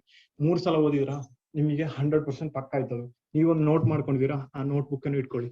ನೆಕ್ಸ್ಟ್ ನೀವೇನ್ ಮಾಡ್ಬೇಕಾಗಿರುತ್ತೆ, ನೆಕ್ಸ್ಟ್ ನೀವು ಮಾಡ್ಬೇಕಾಗಿರುತ್ತೆ ಸ್ಟ್ಯಾಂಡರ್ಡ್ ಟೆಕ್ಸ್ಟ್ ಬುಕ್ ಹೋಗ್ಬೇಕು. ಸ್ಟ್ಯಾಂಡರ್ಡ್ ಬುಕ್ ಟೆಕ್ಸ್ಟ್ ಬುಕ್ ಓದಿದ್ರು ನಿಮಗೆ ಓದಿ ನೆಕ್ಸ್ಟ್ ನೀವು ಸ್ಟ್ಯಾಂಡರ್ಡ್ ಅಂತ ಅರ್ಥ ಆಗುತ್ತೆ. ಅಲ್ಲಿ ಅವ್ರು ಏನ್ ಬುಕ್ ಟೆಕ್ಸ್ಟ್ ಬುಕ್ ನಿಮಗೆ ರೆಫರ್ ಆಗುತ್ತೆ. ಟೆಕ್ಸ್ಟ್ ಬುಕ್ ನಾನು ರೆಫರ್ ಮಾಡಿದ ಟೆಕ್ಸ್ಟ್ ಬುಕ್ ಯಾವ್ದು ಅಂತ ಹೇಳಿದ್ರೆ, ಇವಾಗ ಕ್ವಶನ್ ಬ್ಯಾಂಕ್ ಮೇನ್ ಆಗಿ ಹೇಳ್ದಲ್ಲ, ಪ್ರೀವಿಯಸ್ ಇಯರ್ ಕ್ವಶನ್ ಪೇಪರ್ ಬೇಕಾಗುತ್ತೆ ಅಂತ ನಿಮಗೆ ವೆಬ್ಸೈಟ್ ಅಲ್ಲಿ ನಿಮಗೆ ಅವೈಲೇಬಲ್ ಆಗಿದೆ. ಎಷ್ಟು ಕ್ವಶನ್ ಪೇಪರ್ ಬೇಕಾದ್ರೂ ನಿಮಗೆ ಕ್ವಶನ್ ಬ್ಯಾಂಕ್ ಬುಕ್ ಬೇಕು ಅಂತ ಹೇಳಿದ್ರೆ, ಇಂಗ್ಲಿಷ್ ಅಲ್ಲಿ ಈ ಒಂದು ಬುಕ್ ಒಳ್ಳೇದಿದೆ, ಬಿ ಪಾಸಿಟಿವ್ ಅಂತ. ಬಿ ಪಾಸಿಟಿವ್ ಪಬ್ಲಿಕೇಶನ್ ಅವ್ರದ್ದು PSI ಒಂದು ಕ್ವಶನ್ ಬ್ಯಾಂಕ್ ಇದೆ. ಈ ಕ್ವಶನ್ ನಾನು ರೆಫರ್ ಮಾಡಿದ್ದು, ನನ್ನ ಲೆಕ್ಕದಲ್ಲಿ ಇದು ಚೆನ್ನಾಗಿ 150 rupees ಇದೆ ಇದಕ್ಕೆ. ಇಲ್ಲಿ ಒಂದು ನಮಗೆ ಪ್ರೀವಿಯಸ್ ಇಯರ್ ತುಂಬಾ ಕ್ವಶನ್ಸ್ ಇದೆ. ಯೂಶುವಲಿ 1990 ಇಂದ 2020 ತನಕ ಇರೋ ಎಲ್ಲ ಪೇಪರ್ಸ್ ಅನ್ನು ಪ್ರೀವಿಯಸ್ ಕ್ವಶನ್ ಪೇಪರ್ ಅನಲೈಸ್ ಮಾಡಿ, ಸಬ್ಜೆಕ್ಟ್ ವೈಸ್ ಅನಲೈಸ್ ಮಾಡಿ, ಹಿಸ್ಟ್ರಿ ಬೇರೆ ಮಾಡಿ, ಜಿಯೋಗ್ರಫಿ ಬೇರೆ ಮಾಡಿ, ಎಕನಾಮಿಕ್ಸ್ ಬೇರೆ ಎಲ್ಲ ಸಪರೇಟ್ ಮಾಡ್ಕೊಂಡು ಅನಲೈಸ್ ಮಾಡಿ. ಅದು ನಿಮಗೆ ಯೂಸ್ ಆಗುತ್ತೆ. ಇದೇ ನಿಮಗೆ ಕನ್ನಡದಲ್ಲೂ ಇದೆ, ಅವೈಲೇಬಲ್ ಇದೆ. ಕ್ವಶನ್ ಬ್ಯಾಂಕ್ ಎಷ್ಟೋ ಇದಿದೆ, ಅಮೆಝಾನ್ ಬೇಕಾದ್ರೆ ನೋಡಿ, ಇಲ್ಲಿ ಎಲ್ಲೂ ಬೇಕಾದ್ರೂ ಸಿಗುತ್ತೆ ನಿಮಗೆ ಪ್ರೀವಿಯಸ್ ಕ್ವಶನ್ ಪೇಪರ್ಸ್. ಸೊ ಪ್ರಬಂಧಕ್ಕೆ ನಾನು ಆವಾಗಲೇ ಹೇಳಿದೆ, ಚಿಗುರು ಬುಕ್ ನಾನು ರೆಫರ್ ಮಾಡಿರೋದು, ಅದು ಒಳ್ಳೇದಿದೆ. ಇನ್ನು ಪ್ರಬಂಧ ಚಿಗುರು ಸಿಕ್ಲಿಲ್ಲ ಅಂತ ಹೇಳಿದ್ರೆ ಸೆಕೆಂಡ್ ಆಪ್ಷನ್ ಯಾವ್ದು ಕೊಡ್ಬೋದು, ಅರವಿಂದ್ ಚೊಕ್ಕಾಡಿ ಅವ್ರದ್ದು ಬುಕ್ ಬರ್ತಾ ಇದೆ, ಅರವಿಂದ್ ಚೊಕ್ಕಾಡಿ ಅವರು, ಅದು ಒಳ್ಳೇದಿದೆ. ನಾನು ರೆಫರ್ ಮಾಡಿರೋ ಬುಕ್ ಇದು. 2 ಬುಕ್ ನಾನು ರೆಫರ್ ಮಾಡ್ತೇನೆ ನಿಮಗೆ ಪರ್ಸನಲ್ ಆಗಿ. ಇನ್ನು ಟ್ರಾನ್ಸ್ಲೇಷನ್ಗೂ ಸೇಮ್, ಚಿಗುರು, ಅರವಿಂದ್ ಚೊಕ್ಕಾಡಿ ಅವ್ರದ್ದು 2 ಬುಕ್ ನಾನು ರೆಫರ್ ಮಾಡಿರೋದು. ಸಂವಿಧಾನ 2 ಬುಕ್ ಇದೆ. ಇಂಗ್ಲಿಷ್ ಅಲ್ಲಿ ರೆಫರ್ ಮಾಡೋರಿಗೆ ಲಕ್ಷ್ಮೀಕಾಂತ್ ಅಂತ. ಈ ಲಕ್ಷ್ಮೀಕಾಂತ್ ಬುಕ್ ಹೇಗೆ ಅಂತ ಹೇಳಿದ್ರೆ, it's from PC to DC, ಎಲ್ಲ ಎಕ್ಸಾಮ್ಗೂ ಅದು ಅದೇ ಇರೋದು, ಅದರಿಂದನೇ ಬರೋದು. ಅಷ್ಟು ದೊಡ್ಡದಿದೆ ಬುಕ್. ಅದು ಓದಿದ್ರೆ ನಿಮ್ಗೆ ಎಲ್ಲಾ ಎಕ್ಸಾಮ್ಗೂ ನೀವು ಅದಕ್ಕೆ ಪಕ್ಕ ಆಗ್ತೀರಾ. ಇನ್ನು ಕನ್ನಡದಲ್ಲಿ ಆದ್ರೆ PS ಗಂಗಾಧರ್ ಇದೆ, KM ಸುರೇಶ್ ಅವ್ರದ್ದು ಇದೆ. 2 ಬುಕ್ ಕನ್ನಡದಲ್ಲಿ, 2 ಒಳ್ಳೇದಿದೆ. KM ಸುರೇಶ್ ಅವ್ರದ್ದು ಅಂತ ಹೇಳಿದ್ರೆ ಸ್ಪರ್ಧಾ ಇಂಗ್ಲಿಷ್ ಎಸ್ಸೆ ಬುಕ್ ನಾನು ಯಾವ್ದು ರೆಡಿ ಆಗ್ಲಿಲ್ಲ. ಇಂಗ್ಲಿಷ್ ಅಲ್ಲಿ ಬುಕ್ಸ್ ನೋಡಿ ಯಾವ್ದು ರೆಡಿ ಆಗ್ಲಿಲ್ಲ. ನಾನು ನಂದೇ ಓನ್ ಪ್ರಿಪೇರ್ ಆಗ್ತಿದ್ದು, ಹಿಂದೂ ಪೇಪರ್ ಇಂದ ರೆಡಿ ಮಾಡ್ಕೊಂಡು. ಇಂಗ್ಲಿಷ್ ಆಗಿ ಪರ್ಟಿಕ್ಯುಲರ್ ಯಾವುದೇ ಬುಕ್ ನಾನು ರೆಫರ್ ಮಾಡಿಲ್ಲ. ಸೊ KM ಸುರೇಶ್ ಅವ್ರದ್ದು ಇದು ಸಂವಿಧಾನ ಬುಕ್ ತುಂಬಾ ಏನಾಗಿದೆ, ಶಾರ್ಟ್ ಆಗಿ ನಮಗೆ PSC ಎಕ್ಸಾಮ್ಗೆ ಇದು ಚೆನ್ನಾಗಿ ಸಾಕಾಗುತ್ತೆ. ಸೊ ನೆಕ್ಸ್ಟ್ ಜಿಯೋಗ್ರಫಿಗೆ ಬಂದ್ರೆ ರಂಗನಾಥ್ ಅವ್ರದ್ದು ಇದೆ. ರಂಗನಾಥ್ ಅವ್ರದ್ದು ಇಂಗ್ಲಿಷ್ ಅಲ್ಲಿ ಇರೋ ಬುಕ್, ಅದು ಇಂಡಿಯನ್ ಜಿಯೋಗ್ರಫಿ ಕವರ್ ಆಗಿದೆ. ಜಿಯೋಗ್ರಫಿ ನೀವು ರೆಫರ್ ಮಾಡಬೇಕಾದ್ರೆ ನಿಮಗೆ ಮೇನ್ ಆಗಿ ನೋಡ್ಬೇಕಾಗಿರುತ್ತೆ ಒಂದು ಅಟ್ಲಾಸ್ ನಿಮಗೆ ಬೇಕೇ ಬೇಕು. ಅಟ್ಲಾಸ್ ಯಾಕೆ ಅಂತ ಹೇಳಿದ್ರೆ, ಜಿಯೋಗ್ರಫಿ ನೀವು ಎಷ್ಟು ಓದಿದ್ರು ನಿಮಗೆ ಈ ಒಂದು ಅಟ್ಲಾಸ್ ತಗೊಂಡು ಮ್ಯಾಪ್ ರೀಡಿಂಗ್ ಮಾಡಿದ್ರೆ ನಿಮ್ಗೆ ಅದರಷ್ಟು ದೊಡ್ಡ ಯಾವುದೇ ಯೂಸ್ ಇಲ್ಲ. ಮ್ಯಾಪ್ ರೀಡಿಂಗ್ ಹೇಗೆ ಅಂತ ಹೇಳಿದ್ರೆ, ನೀವು ಒಂದು ಇಂಡಿಯನ್ ಮ್ಯಾಪ್ ತಗೊಂಡು ಸ್ಟೇಟ್ ಇರುತ್ತಲ್ವ, ಎಲ್ಲ ಸ್ಟೇಟ್ ಮೇಲ್ಗಡೆಯಿಂದ ಸ್ಟಾರ್ಟ್ ಮಾಡ್ಬೇಕು. ಇವಾಗ ಜಮ್ಮು ಕಾಶ್ಮೀರ ಇದ್ರೆ, ಈ ಜಮ್ಮು ಕಾಶ್ಮೀರ ಒಂದು ಸ್ಟೇಟ್ ಅನ್ನು ನೀವೇನ್ ಮಾಡ್ಬೇಕು, ಒಂದು ಟೆಕ್ಸ್ಟ್ ನೋಟ್ಸ್ ಬುಕ್ ಅಲ್ಲಿ ನೋಟ್ ಮಾಡ್ಕೊಳ್ಳಿ, Jammu Kashmir. So start with Jammu ಕಾಶ್ಮೀರದು ಫಿಸಿಕಲ್ ಬೇಸಿಕ್ ಥಿಂಗ್ಸ್ ಇಂದ ಸ್ಟಾರ್ಟ್ ಮಾಡಿ. ಜಮ್ಮು ಕಾಶ್ಮೀರದ ಕ್ಲೈಮೇಟ್ ಹೇಗಿದೆ, ಅಲ್ಲಿದು ಸಾಯಿಲ್ ಹೇಗಿದೆ, ಅಲ್ಲಿ ಎಷ್ಟೆಷ್ಟು ಇದು ರಿಸರ್ವ್ ಫಾರೆಸ್ಟ್ ಇದೆ, ಅಲ್ಲಿ ಏನೇನ್ ಬೆಳೀತಾರೆ, ಅಲ್ಲಿ ಇದೇನು ಅದು ನೋಟ್ ಮಾಡ್ಕೊಳ್ಳಿ. ನೆಕ್ಸ್ಟ್ ಅದರಿಂದ ಕೆಳಗಡೆ ಒಂದು ಸ್ಟೇಟ್ ಬನ್ನಿ. ಆ ತರ ಮ್ಯಾಪ್ ರೀಡಿಂಗ್ ಅಲ್ಲಿ ನೋಡ್ಕೊಂಡು ಬನ್ನಿ ಎಲ್ಲ. ಅವಾಗ ನಿಮಗೆ ಆ ಮ್ಯಾಪ್ ರೀಡಿಂಗ್ ಅಲ್ಲಿ ಏನೆಲ್ಲ ಕವರ್ ಆಗುತ್ತೆ ಅಂತ ಹೇಳಿದ್ರೆ, ಜಿಯೋಗ್ರಫಿ ಕವರ್ ಆಗುತ್ತೆ. ನೆಕ್ಸ್ಟ್ ಆ ಒಂದು ಸ್ಟೇಟ್ ಅಲ್ಲಿ ಪ್ರೆಸೆಂಟ್ ಟ್ರೆಂಡಿಂಗ್ ಯಾವ್ದೇ ಮ್ಯಾಟರ್ ಇದೆ ಅದನ್ನ ನೋಡ್ಕೊಂಡ್ರೆ ನಿಮ್ಗೆ ಏನಾಗುತ್ತೆ, ಇದು ಕ್ಲಿಯರ್ ಆಗುತ್ತೆ. ಯಾವ್ದು ಕರೆಂಟ್ ಅಫೇರ್ಸ್ ಕ್ಲಿಯರ್ ಆಗುತ್ತೆ. ಸೊ ಎಲ್ಲಾನು ಕ್ಲಿಯರ್ ಆಗುತ್ತೆ. ಸೊ ಮ್ಯಾಪ್ ರೀಡಿಂಗ್ ತುಂಬಾ ಯೂಸ್ಫುಲ್. ನನ್ನ ಪರ್ಸನಲ್ ಸಜೆಷನ್ ನಿಮಗೆ ಮ್ಯಾಪ್ ರೀಡಿಂಗ್ ಅಲ್ಲಿ ಜಿಯೋಗ್ರಫಿ ಓದಿದ್ರೆ ತುಂಬಾ ಯೂಸ್ಫುಲ್ ಆಗಿರುತ್ತೆ. ಮ್ಯಾಪ್ ರೀಡಿಂಗ್ ಟೆಕ್ನಿಕ್ ಬೇಕಾದ್ರೆ ನಿಮ್ಗೆ ಯೂಟ್ಯೂಬ್ ಅಲ್ಲಿ ಹೊಡೆದು ನೋಡಿ ಹೇಗಂತ ಅವ್ರು ತೋರಿಸ್ತಾರೆ. ಮ್ಯಾಪ್ ರೀಡಿಂಗ್ ಅಲ್ಲಿ ಇದೆ, ಟೆಕ್ನಿಕ್ಸ್ ಇದೆ. ಇನ್ನು ಹಿಸ್ಟ್ರಿಗೆ ಕನ್ನಡ ರೆಫರ್ ಮಾಡೋರಿಗೆ ಸದಾಶಿವ ಬುಕ್ ಇದೆ, KN ಅಂತ. ಅದು ಆಲ್ಮೋಸ್ಟ್ KS ಲೆವೆಲ್ ಎಕ್ಸಾಮ್ಗೆ ಪ್ರಿಪೇರ್ ಆಗ್ಬೋದು, ಆ ತರ ಇದೆ, ಅದು ಒಳ್ಳೇದಿದೆ. ಇನ್ನು ಇಂಗ್ಲಿಷ್ ಅಲ್ಲಿ ಆದ್ರೆ ರಾಜೀವ್ ಅಯ್ಯರ್ IPS ಅವ್ರದ್ದು ಸ್ಪೆಕ್ಟ್ರಮ್ ಅಂತ ಇದೆ. ಇತ್ತೀಚೆಗೆ ಮೊನ್ನೆ ನಾನ್ ಬರ್ದಿರೋ ಎಕ್ಸಾಮ್ ಅಲ್ಲಿ PSI ವೈರ್ಲೆಸ್ ಅಲ್ಲಿ ಹಿಸ್ಟ್ರಿ ತುಂಬಾ ಡೀಪ್ ಆಗಿ ಕೇಳಿದ್ರು. ಅದ್ರಲ್ಲಿ ನನಗೆ ಈ ಸ್ಪೆಕ್ಟ್ರಮ್ ಬುಕ್ ಅಲ್ಲಿ ಸ್ಪೆಕ್ಟ್ರಮ್ ಬುಕ್ ಯೂಸ್ ಮಾಡಿದ್ರೆ ತುಂಬಾ ಯೂಸ್ಫುಲ್ ಆಯ್ತು. ಸೊ ಸ್ಪೆಕ್ಟ್ರಮ್ ಬುಕ್ ಚೆನ್ನಾಗಿದೆ. ಇನ್ನು ಜಿಯೋಗ್ರಫಿ ಅಂತ ಹೇಳಿದ್ರೆ, ಇವಾಗ ನಾನು ಹೇಳಿದಿಲ್ಲ, ಮುಂಚೆ ಒಂದು ಪ್ಯಾಟರ್ನ್ ಕೊಡ್ತಿದ್ರು, ಆ ಪ್ಯಾಟರ್ನ್ ಒಳಗಡೆನೆ ಕ್ವಶನ್ ಕೇಳ್ತಿದ್ರು.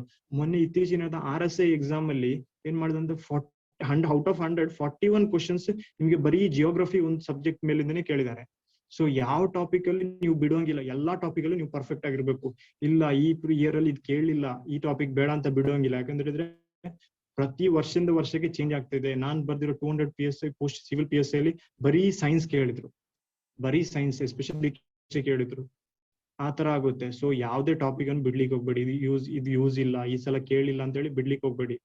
ಸೊ ಈ ಹಿಸ್ಟ್ರಿ ಅದಾಯ್ತು. ಕನ್ನಡದಲ್ಲಿ ಇವ್ರದ್ದು ಇದಿದೆ, ಯಾರ್ದು ಕರ್ನಾಟಕ ಇತಿಹಾಸ ಪರ್ಟಿಕ್ಯುಲರ್ ರೆಫರ್ ಮಾಡ್ತಾರೆ, ಶರಣಯ್ಯ ಭಂಡಾರ್ ಸೇರೋರ್ದು ಇದೆ. ಅವ್ರು ಅನ್ಅಕಾಡೆಮಿ ಕ್ಲಾಸ್ ಅಲ್ಲೂ ಬರ್ತಾರೆ, ಅವ್ರದ್ದು ಆನ್ಲೈನ್ ಕ್ಲಾಸಸ್ಸು ಇದೆ. ಅವ್ರದ್ದು ಸಪರೇಟ್ ಆಗಿ ಬುಕ್ಕೂನು ಇದೆ. ಆ ಬುಕ್ ಒಳ್ಳೇದಿದೆ, ಅವ್ರದ್ದು ಮಾಡ್ಕೊಳ್ಬಹುದು. ಅಂದ್ರೆ ನಾನು ನಿಮಗೆ ಆಪ್ಷನ್ ಕೊಡ್ತೇನೆ, ಒಂದೇ ಬುಕ್ ಅವೈಲೇಬಲ್ ಇರ್ಲಿಕ್ಕಿಲ್ಲ. ಸೊ ಇನ್ನೊಂದು ಬುಕ್ ನಿಮ್ಗೆ ಆಪ್ಷನ್ ಕೊಡ್ತಾ ಇದ್ದಾನೆ. ಸೊ ಎಕನಾಮಿಕ್ಸ್ ಮುಂಚೆ ನಿಮ್ question paper old paper analyse ಮಾಡಿದ್ರೆ ನಿಮ್ಗೆ ಕೇಳ್ತಿರೋ 5 year ಪ್ಲಾನ್ಸ್ ಏನು, ಮತ್ತೆ ನಿಮಗೆ ಇಲ್ಲಿ ಯಾರು ಮೊದಲು ಇದು ಆರ್ಥಿಕತೆ ಇದು ಬಜೆಟ್ ಅನುಮೋದನೆ ಮಾಡಿದ್ರೆ ಆ ತರ ಕ್ವಶನ್ಸ್ ಕೇಳ್ತೀವಿ. ಬಟ್ ಇವಾಗ ಯಾರು ಆ ತರ ಕ್ವಶನ್ ಕೇಳ್ತಾ ಇಲ್ಲ. ಎಕನಾಮಿಕ್ಸ್ ಹೇಗೆ ಕೇಳ್ತಿದ್ದಾರೆ ಅಂತ ಹೇಳಿದ್ರೆ, ಕರೆಂಟ್ ಅಫೇರ್ಸ್ ಟಾಪಿಕ್ಸ್ ಇದೆಯಲ್ಲ, ಕರೆಂಟ್ ಅಫೇರ್ಸ್ ಟಾಪಿಕ್ ಗೆ ರಿಲೇಟೆಡ್ ಮಾಡಿ ಕೇಳ್ತಿದ್ದಾರೆ. ಇವಾಗ ಇಂಡಿಯಾದು ಇವಾಗ ಪ್ರೆಸೆಂಟ್ ಎಕನಾಮಿಗೆ ಏನಾದ್ರು ರಿಲೇಟೆಡ್ ಆಗಿ, ಇವಾಗದು ಇದಾದ್ಮೇಲೆ ನಮ್ದು ಕೊರೋನಾ ಆದ್ಮೇಲೆ ತುಂಬಾ ಪ್ಯಾಕೇಜ್ ಎಲ್ಲ ಘೋಷಣೆ ಮಾಡಿ, ಆ ಪ್ಯಾಕೇಜ್ ಘೋಷಣೆಗೆ ಶೇರ್ ಮಾರ್ಕೆಟ್ ರಿಲೇಟೆಡ್. ಈ ಸಲ KSRP PCL ಒಂದು ಕೇಳಿದ್ರು, ಯಾವ್ದೊಂದು ಶೇರ್ ಹೋಲ್ಡರ್ಸ್ ಇದೆ, ಎಲ್ಲೂ ಆ ಕ್ವಶನ್ ಇರ್ಲಿಲ್ಲ. ಆತರ ಕೇಳ್ತಿದ್ದಾರೆ ಎಕನಾಮಿಕ್ಸ್ ಅಲ್ಲಿ. ಸೊ ಗರಣಿ ಕೃಷ್ಣಮೂರ್ತಿ ಸರ್ ಅವ್ರದ್ದೊಂದು ಬುಕ್ ಇದೆ, ಅದು ಬೇಸಿಕ್ ಆಗಿ ಅದೆಲ್ಲ ಎಕ್ಸಾಮ್ಗೆ ಯೂಸ್ ಆಗುತ್ತೆ. ಇನ್ನು ಕರ್ನಾಟಕ ಬಜೆಟ್ ಬರುತ್ತೆ, ಕರ್ನಾಟಕ ಸ್ಟೇಟ್ ಸರ್ವೆ ಸಮ್ಮರಿ ಅಂತ, ಅದು ಓದ್ಲೇಬೇಕು ಎಲ್ಲ ಎಕ್ಸಾಮ್ಗೆ. ಯಾಕಂದ್ರೆ ಇದ್ರ ಪ್ಲಾನಿಂಗ್ಸ್ ಇದೆ ತುಂಬಾ. ಕರ್ನಾಟಕ ಸ್ಟೇಟ್ ಅವರು ಇವಾಗ ಘೋಷಣೆ ಆಯ್ತಲ್ಲ, 1250 ಕೋಟಿ ರೂಪಾಯಿ ಪ್ಯಾಕೇಜ್ ಘೋಷಣೆ ಆಯ್ತು. ಇಲ್ಲಿ ಏನೇನ್ ಯಾರ್ಯಾರಿಗೆ ಅವಲಂಬಿತಿದೆ, ಯಾವ ಪ್ಯಾಕೇಜ್ ಅಂತ ಹೇಳಿ ಇರುತ್ತೆ, ಅದೆಲ್ಲ ನಮ್ಗೆ ಗೊತ್ತಾಗ್ಬೇಕಾದ್ರೆ ನಾವ್ ಏನ್ ಮಾಡ್ಬೇಕು, ಕರ್ನಾಟಕದ ಈ ಒಂದು ವರ್ಷದ ಸರ್ವೆ ಓದ್ಬೇಕು, ಎಕನಾಮಿಕ್ ಪ್ಲಾನಿಂಗ್ ಸರ್ವೆ ಓದ್ಬೇಕು. ಅದೇ ತರ ಇಂಡಿಯನ್ ಸರ್ವೆ ಓದ್ಬೇಕು. ಅವರು ಅಲ್ಲಿ ನಮ್ಗೆ ಏನ್ ಮಾಡ್ತಾರೆ, ಪ್ಲಾನಿಂಗ್ಸ್ ಮೇಲೆ ಕ್ವಶನ್ ಕೇಳ್ತಾರೆ. ಸೊ ಅದು ನಮಗೆ ಯೂಸ್ ಆಗುತ್ತೆ. ಇನ್ನು ಸೈನ್ಸ್, ಮುಂಚೆ ಸೈನ್ಸ್ ಕೇಳ್ತಿರ್ಲಿಲ್ಲ, ಇವಾಗ ಸೈನ್ಸ್ ಟಾಪಿಕ್ ತುಂಬಾ ಕೇಳ್ತಿದ್ದಾರೆ. ಸೈನ್ಸ್ ಇವಾಗ science and technology trending topic ಆಗಿದೆ. ಸೈನ್ಸ್ ಅಂಡ್ ಟೆಕ್ನಾಲಜಿ ಟಾಪಿಕ್ ತುಂಬಾ ಟ್ರೆಂಡಿಂಗ್ ಅಲ್ಲಿ ಇದೆ. ಎಲ್ಲಾ ಪ್ರತಿಯೊಂದು ಎಕ್ಸಾಮ್ ಅಲ್ಲೂ ಸೈನ್ಸ್ ಕ್ವಶನ್ಸ್ ಕೇಳ್ತಿದ್ದಾರೆ. ಅಂದ್ರೆ most of the questions is from science side ಇಂದ ಬರ್ತಾ ಇದೆ. ಅಲ್ಲಿ ನೀವು ಕನ್ನಡದಲ್ಲಿ ರೆಫರ್ ಮಾಡೋದಾಗಿದೆ, ಸಾಮಾನ್ಯ ವಿಜ್ಞಾನ ತಂತ್ರಜ್ಞಾನ ಅಂತ KM ಸುರೇಶ್ ಸರ್ ಅವ್ರದೊಂದು ಬುಕ್ ಇದೆ, ತುಂಬಾ ಒಳ್ಳೇದಿದೆ ಅದು ಕನ್ನಡ ರೆಫರ್ ಮಾಡೋರಿಗೆ. ಇನ್ನು ಇಂಗ್ಲಿಷ್ ಅಲ್ಲಿ ರೆಫರ್ ಮಾಡೋರಿಗೆ SV ವೆಂಕಟರಮಣ ಸ್ವಾಮಿ ಅಂತ ಒಂದು ಬುಕ್ ಇದೆ, ಅವ್ರದ್ದು ಕನ್ನಡ ಬುಕ್ನು ಇದೆ. ಅವರೇ ಕನ್ನಡ ಬುಕ್ನು ಬರೆದಿದ್ದಾರೆ. ಇವರು ಇವಾಗ ಪ್ರೆಸೆಂಟ್ ಅವೈಲೇಬಲ್ ಇರೋದು ನನ್ನ ಹತ್ರ ಇರೋದು ಇವರು ಇಂಗ್ಲಿಷ್ ಅವ್ರದ್ದು ಸ್ಮಾರ್ಟ್ ಸೈನ್ಸ್ ಅಂತ ಹೇಳಿ SV ವೆಂಕಟರಮಣ ಸ್ವಾಮಿ ಅವ್ರದ್ದು, ಅವ್ರ ಬುಕ್ ಚೆನ್ನಾಗಿದೆ. ಇನ್ನು ನೆಕ್ಸ್ಟ್ ಏನು ಅಂತ ಹೇಳಿದ್ರೆ, ಇವಾಗ ಇತ್ತೀಚಿನ ದಿನಗಳಲ್ಲಿ ಒಂದು ಪ್ರೆಸೆಂಟ್ ಟಾಪಿಕ್ ಒಂದು ಬರ್ತಾ ಇದೆ, ಯಾರಷ್ಟು ನೋಟೆಡ್ ಮಾಡಿರ್ಲಿಕ್ಕಿಲ್ಲ, ಎನ್ವಿರಾನ್ಮೆಂಟಲ್ ಸೈನ್ಸ್ ಅಂತ ಹೇಳ್ತೇವೆ, ಪರಿಸರ ಅಧ್ಯಯನ ಅಂತ. ನಾವು basic 6th to 12th books ಅಲ್ಲಿ ಓದಿದಾಗ ನಮ್ಗೆ ಈ ಟಾಪಿಕ್ಸ್ ಸಿಗುತ್ತೆ. ಅದಕ್ಕಾಗಿ ಬುಕ್ಸ್ ಇದೆ ಸಪರೇಟ್, ನಾನು ಬೇರೆ ಯಾವ್ದು ಬುಕ್ಸ್ ರೆಫರ್ ಮಾಡಿಲ್ಲ. ಅಲ್ಲಿ 6th to 12th ಬುಕ್ಸ್ ಅಲ್ಲೇ ನನ್ಗೆ ಕವರ್ ಆಗಿರೋದು ಪರಿಸರ ರಿಲೇಟೆಡ್ ಕ್ವಶನ್ಸ್, ಈ ಎನ್ವಿರಾನ್ಮೆಂಟಲ್ ರಿಲೇಟೆಡ್ ಆಗಿ ತುಂಬಾ ಕ್ವಶನ್ಸ್ ಕೇಳ್ತಿದ್ದಾರೆ. ಅದು ನಮ್ಗೆ ಗೊತ್ತಾಗಲ್ಲ ಇರುವಂತ. ಯಾರಾದ್ರೂ ಒಬ್ರು ಸ್ವಲ್ಪ ಮಾರ್ಕ್ಸ್ ಬರ್ಬೇಕು, ನಾನು ಪಾಸ್ ಆಗ್ಬೇಕು ಅಂತ ಇದ್ದವನಿಗೆ ಈ ತರ ಒಂದೊಂದು 2-3 ಕ್ವಶನ್ಸ್ ಈ ತರ ಕೇಳಿದ್ರೆ ಯಾರು ಅಷ್ಟು ಫೋಕಸ್ ಮಾಡಿರ್ಲಿಕ್ಕಿಲ್ಲ, ಇದನ್ನ ಅಟೆಂಡ್ ಮಾಡಿದ್ರೆ ನಮ್ಗೆ ಯೂಸ್ ಆಗುತ್ತೆ. ಸೊ ಪರಿಸರ ಅಧ್ಯಯನ ಅನ್ನೋ ಒಂದು ಟಾಪಿಕ್, ಎನ್ವಿರಾನ್ಮೆಂಟಲ್ ಸೈನ್ಸ್ ಅಂತ ಹೇಳ್ತೇವೆ, ಅದಕ್ಕೆ ಸಪರೇಟ್ ಬುಕ್ಸ್ ಅವೈಲೇಬಲ್ ಇದೆ. ಅದನ್ನು ಒಂದು ಓದ್ಕೊಂಡ್ರೆ ಒಳ್ಳೇದಾಗುತ್ತೆ, ನನ್ನ ಸಜೆಷನ್ ನಿಮಗೆ. ಇನ್ನು ಮೆಂಟಲ್ ಎಬಿಲಿಟಿ ಅಂತ ಹೇಳಿದಾಗ ತುಂಬಾ ಜನರಿಗೆ ಇದಾಗುತ್ತೆ. ನಾನು ಫಸ್ಟಿಗೆ ಇದಾಗ್ತಿದೆ. So but science background ಇಂದ ಬಂದವರಿಗೆ ಆಲ್ಮೋಸ್ಟ್ ಏನು ಅಷ್ಟು ಕಷ್ಟ ಆಗಲ್ಲ ಅಂತ ಹೇಳ್ಕೊಳ್ತೇನೆ. ಆರ್ಟ್ಸ್ ಬ್ಯಾಕ್ ಗ್ರೌಂಡ್ ಇಂದ ಬಂದವರಿಗೆ ತುಂಬಾ ಕಷ್ಟ ಆಗೋದು ಮೆಂಟಲ್ ಎಬಿಲಿಟಿ ಟಾಪಿಕ್ಸ್. ಈ ಮೆಂಟಲ್ ಎಬಿಲಿಟಿ ಟಾಪಿಕ್ಸ್ ಅಂತ ಹೇಳಿದ್ರೆ ಬೇರೆ ಏನಿದೆ, ಇದು ಪ್ರಾಕ್ಟೀಸ್ ಮೇಕ್ಸ್ ಮ್ಯಾನ್ ಪರ್ಫೆಕ್ಟ್ ಅಂತ ಹೇಳ್ತಾರೆ. ಹಾಗೆ ಪ್ರಾಕ್ಟೀಸ್ ಮಾಡಿನೇ ನಮ್ಗೆ ಇದು ಯೂಸ್ ಮಾಡ್ಕೊಳ್ಳೋದು. ಒಂದು 10-11 ಟಾಪಿಕ್ ಇದಿದೆ ಅದರಲ್ಲಿ. Topic boats and streams, distance, ಆತರ ಒಂದು 10 ಇದಿದೆ. ಆ 10 ಮೆಥಡ್ ಅನ್ನು ನಾವು ಫಾರ್ಮುಲಾಕ್ಕೆ ಒಂದು ಪ್ರಾಕ್ಟೀಸ್ ಮಾಡ್ಕೊಂಡ್ರೆ, ಎಲ್ಲಾ ಮೆಥಡ್ ಇಂದ ಒಂದು ಡೈಲಿ ಒಂದು 10 ಕ್ವಶನ್ ನಾವು ಸಾಲ್ವ್ ಮಾಡ್ಕೊಂಡ್ರೆ ನಮ್ಗೆ ತುಂಬಾ ಯೂಸ್ ಆಗುತ್ತೆ. ಅದು ಇವಾಗ ಕನ್ನಡದಲ್ಲಿ ಆದ್ರೆ GK ಸಣ್ತಿಮ್ಮಯ್ಯ ಅಂತ ಒಂದು ಬುಕ್ ಇದೆ. ಇನ್ನೊಂದು ಅಂಜನಪ್ಪ ಅಂತ ಹೇಳಿ ಒಂದು ಬುಕ್ ಇದೆ, ನಾನು ಇಂಗ್ಲಿಷ್ ಅಲ್ಲಿ ರೆಫರ್ ಮಾಡಿದ್ದು, RS ಅಗರ್ವಾಲ್. ಇದು ನಿಮ್ಗೆ ಬೇಕಾದ್ರೆ ನಾನು ನೋಡಿದ್ದು ನೆಟ್ ಅಲ್ಲಿ ಎಲ್ಲ ನೋಡ್ಕೊಂಡು, ಒಳ್ಳೆ ಬುಕ್ ಅನ್ನು ನಿಮ್ಗೆ ಒಂದು ಹೇಳ್ತಿರೋದು. GK ಸಣ್ತಿಮ್ಮಯ್ಯ, ಇನ್ನೊಂದು ಅಂಜನಪ್ಪ ಅಂತ ಹೇಳಿ ಒಂದು 2 ಬುಕ್ಸ್ ಇದೆ. ಇಂಗ್ಲಿಷ್ ಅಲ್ಲಿ ರೆಫರ್ ಮಾಡೋರಿಗೆ RS ಅಗರ್ವಾಲ್. ಈ RS ಅಗರ್ವಾಲ್ ಬುಕ್ ಅಂತ ಹೇಳಿದ್ರೆ ಗೇಟ್ ಲೆವೆಲ್ ಎಕ್ಸಾಮ್, UPSC ಎಲ್ಲಾ ಎಕ್ಸಾಮ್ಗೆ ಯೂಸ್ಫುಲ್. RS ಅಗರ್ವಾಲ್ ತುಂಬಾ ಚೆನ್ನಾಗಿದೆ. ಅದು ಮೆಂಟಲ್ ಎಬಿಲಿಟಿ, ರೀಸನಿಂಗ್, ಆಪ್ಟಿಟ್ಯೂಡ್ ಎಲ್ಲಾ ಬುಕ್ಸ್ ಇರುತ್ತೆ, ಎಲ್ಲ ಅದ್ರಲ್ಲಿ ಕವರ್ ಆಗಿದೆ, ಚೆನ್ನಾಗಿದೆ ಅದು. ಇದಿಷ್ಟು ಬುಕ್ಸ್ ಬಗ್ಗೆ ಹೇಳ್ಬೋದು. ಬುಕ್ಸ್ ಇನ್ಯಾವುದು ಮಿಸ್ ಮಾಡ್ಕೊಂಡಿಲ್ಲ, ಎಲ್ಲ ಹೇಳ್ಕೊಂಡಿದ್ದೀನಿ.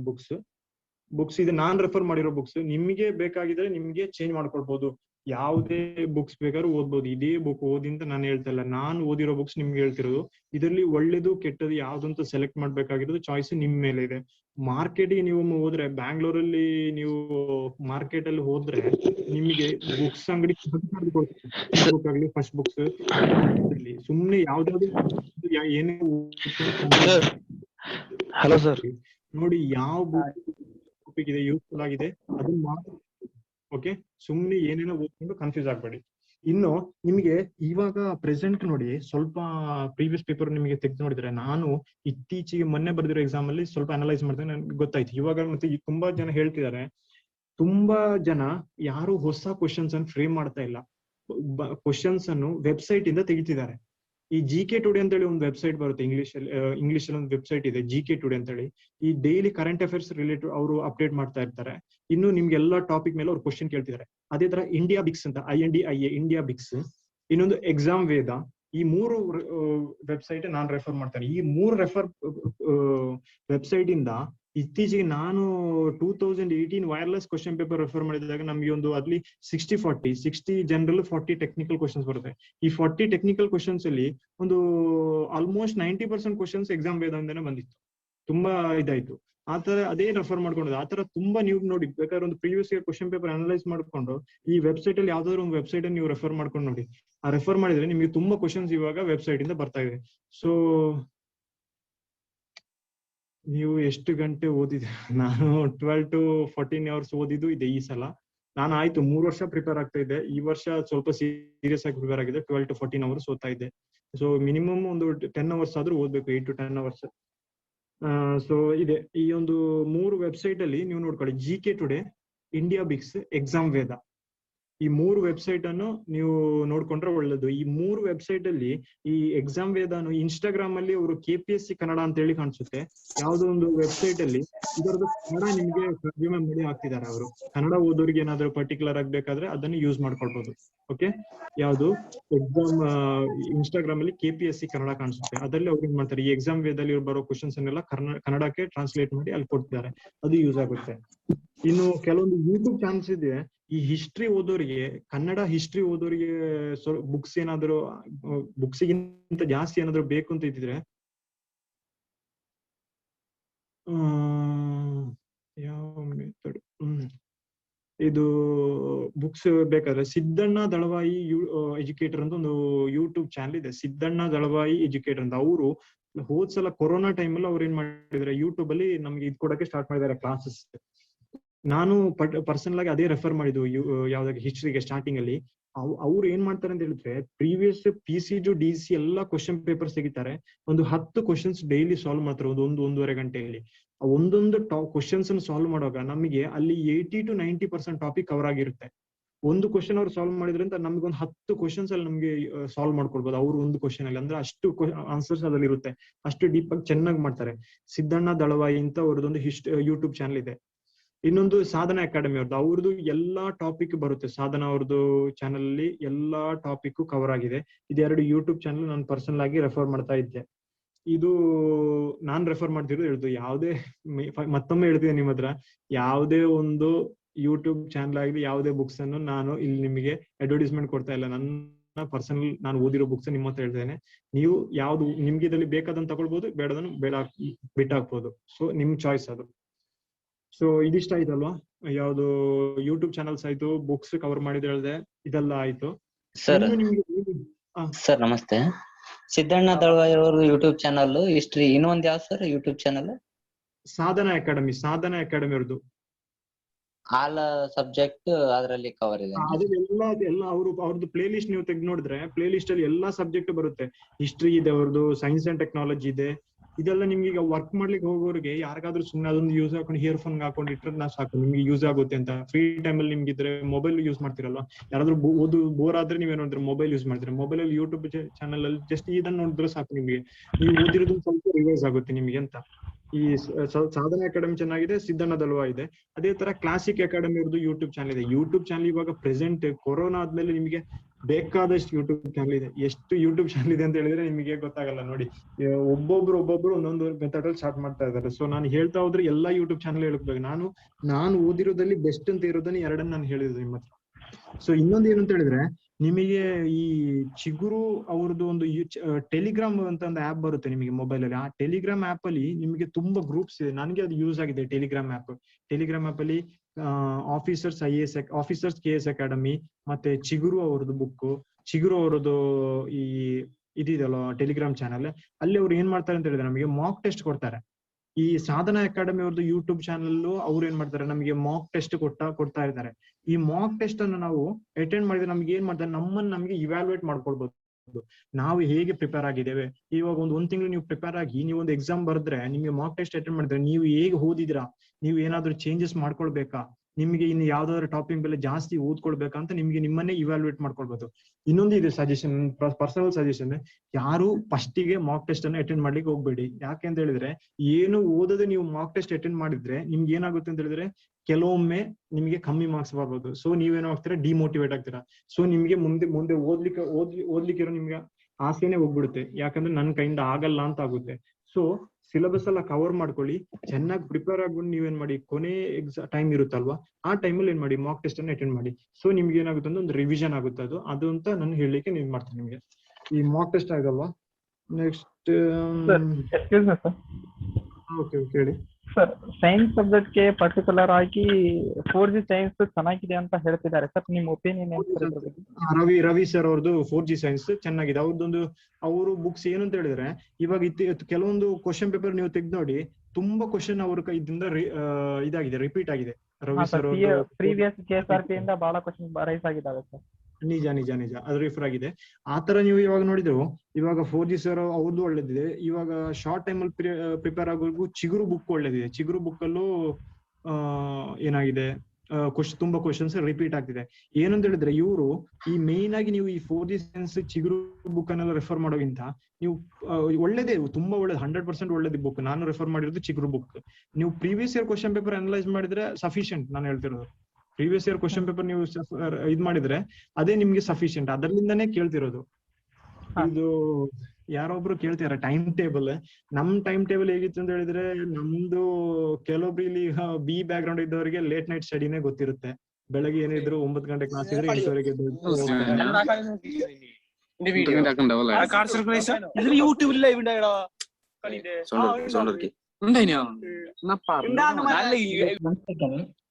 ಅಲ್ಲಿ ದಯವಿಟ್ಟು ಮ್ಯೂಟ್ ಮಾಡಿ ಆ ಪಾರ್ಟಿಸಿಪೆಂಟ್ಸ್. ಇನ್ ಬಿಟ್ವೀನ್ ಅಲ್ಲಿ ಯಾರು ಕೂಡ ಕ್ವಶನ್ಸ್ ಕೇಳ್ಬೇಡಿ. ಎಂದು ನಾವು ನಿಮ್ಗೆ ಟೈಮ್ ಸ್ಲಾಟ್ ಇಟ್ಟಿದ್ದೇವೆ, ಸೊ ಆ ಟೈಮ್ ಅಲ್ಲಿ ನೀವು ಕೇಳಿ ಪ್ಲೀಸ್. ಸರ್ ಇವಾಗ ಕಂಟಿನ್ಯೂ ಮಾಡ್ತಾರೆ sir, you can carry on. Okay. So ಅದೇ ಪ್ರೀವಿಯಸ್ ಇಯರ್ ಕ್ವಶನ್ ಪೇಪರ್ ನೀವು ಅನಲೈಸ್ ಮಾಡಿದ್ರೆ ತುಂಬಾ ಯೂಸ್ ಆಗುತ್ತೆ ಅಂತ ನಾನು ಹೇಳ್ತೇನೆ ನಿಮ್ಗೆ. ಸೊ ಬೇರೆ ಟಾಪಿಕ್ ಯಾವ್ದಂತ ಕವರ್ ಇಷ್ಟೆಲ್ಲ ಆದ್ಮೇಲೆ ನೆಕ್ಸ್ಟ್ ನಿಮಗೆ ಬರೋದು, ಇವಾಗ ಎಕ್ಸಾಮ್ಸ್ ಇದ್ರೆ ನೀವು ಇವಾಗ ಎಕ್ಸಾಮ್ಸ್ ಇವಾಗ ಕೊನೆ ಟೈಮ್ ಅಲ್ಲಿ ಇರುತ್ತೆ.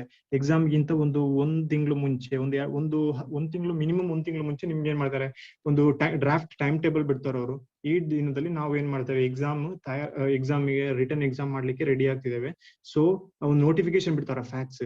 ನೀವು ಇಂತಿಂತ ಪೊಲೀಸ್ ಇಲಾಖೆ ಈಗ ಮಂಗಳೂರು ಅವರಾದ್ರೆ ನೀವು ನಿಮ್ಮ ಪ್ಲೇಸ್ ಅಲ್ಲಿ ಇಷ್ಟು ಕಾಲೇಜ್ ಅನ್ನು ರೆಡಿ ಮಾಡ್ಬೇಕು ನಮಗೆ ಕ್ಯಾಂಡಿಡೇಟ್ಸ್ ಗೆ ಬರೀಲಿಕ್ಕೆ ಅಂತ. ಆ ಕ್ವಶನ್ ಆ ಫ್ಯಾಕ್ಸ್ ನಿಮಗೆ ಏನಾದ್ರೂ ಯಾವ್ದಾದ್ರು ಒಂದು ಗ್ರೂಪ್ ಮುಖಾಂತರ ನಿಮಗೆ ಸಿಗುತ್ತೆ.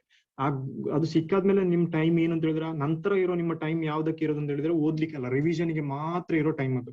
ಆ ಟೈಮ್ ಅಲ್ಲಿ ನೀವ್ ಏನ್ ಮಾಡ್ಬೇಕಂದ್ರೆ ಬರೀ ರಿವಿಷನ್. ಯಾಕಂದ್ರೆ ಮತ್ತೆ ನೀವು ಇಷ್ಟಿಷ್ಟು ದೊಡ್ಡ ಬುಕ್ ಇಟ್ಕೊಂಡು ಓದಿದ್ರೆ ಏನು ಯೂಸ್ ಆಗಲ್ಲ.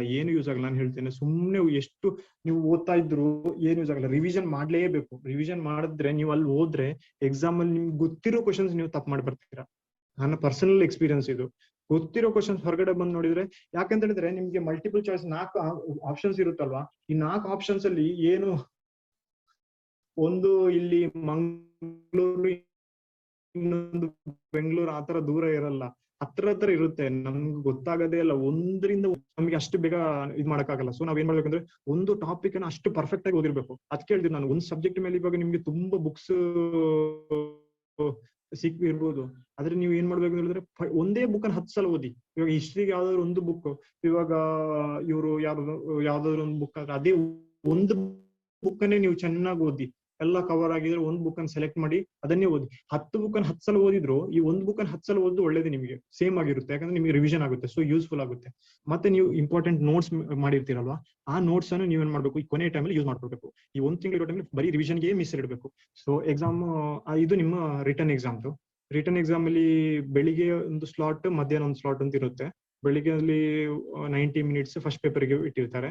ಸೆಕೆಂಡ್ ಡೇ ಅಲ್ಲಿ ಆಫ್ಟರ್ನೂನ್ ನಿಮಗೆ ರಿಟರ್ನ್ ಎಕ್ಸಾಮ್ಗೆ ಇಟ್ಟಿರ್ತಾರೆ. ಸೊ ಬೆಳಿಗ್ಗೆದು 90 ಮಿನಿಟ್ಸ್ ನಿಮಗೆ ತುಂಬಾ ಕಷ್ಟ ಕವರ್ ಮಾಡ್ಬೇಕು. ಟೈಮ್ ಮ್ಯಾನೇಜ್ಮೆಂಟ್ ಬೇಕೇ ಬೇಕು ಅದಕ್ಕೆ. ಆಫ್ಟರ್ನೂನ್ ಎಕ್ಸಾಮ್ ಅಲ್ಲಿ ಟಿಕ್ಕಿಂಗ್ ಅಲ್ವಾ, ಸೊ ನಿಮ್ಗೆ ಏನಾದ್ರೂ ಇನ್ನೊಂದು 10 to 15 ಮಿನಿಟ್ಸ್ ಉಳ್ಕೊಳ್ಳುತ್ತೆ ನಿಮಗೆ. ಸೊ ಅದನ್ನ ನೀವು ನಿಮ್ಮ ಇದ್ಮೇಲೆ ಕೊಡ್ಬೇಕು. ಈ ತರ ರಿಟರ್ನ್ ಎಕ್ಸಾಮ್ ಬರ್ದವರಿಗೆ ನೆಕ್ಸ್ಟ್ ಒಂದು, ಇವಾಗ ಪ್ರೆಸೆಂಟ್ ಮುಂಚೆ ಲೇಟ್ ಆಗ್ತಿತ್ತು, ಒಂದು 1 to 2 months ಅಲ್ಲಿ ನಮ್ಗೆ ಏನ್ ಮಾಡುತ್ತೆ ಅಂತ ಹೇಳಿದ್ರೆ, ಅವರೊಂದು ಪ್ರೊವಿಷನಲ್ ಲಿಸ್ಟ್ ಬಿಡ್ತಾರೆ. ಈ ಪ್ರೊವಿಷನಲ್ ಲಿಸ್ಟ್ ಅಲ್ಲಿ ಸೆಲೆಕ್ಷನ್ ಆದವರಿಗೆ ಏನ್ ಮಾಡ್ತಾರೆ ಅಂತ ಹೇಳಿದ್ರೆ, ಮೆಡಿಕಲ್ ಕರೀತಾರೆ.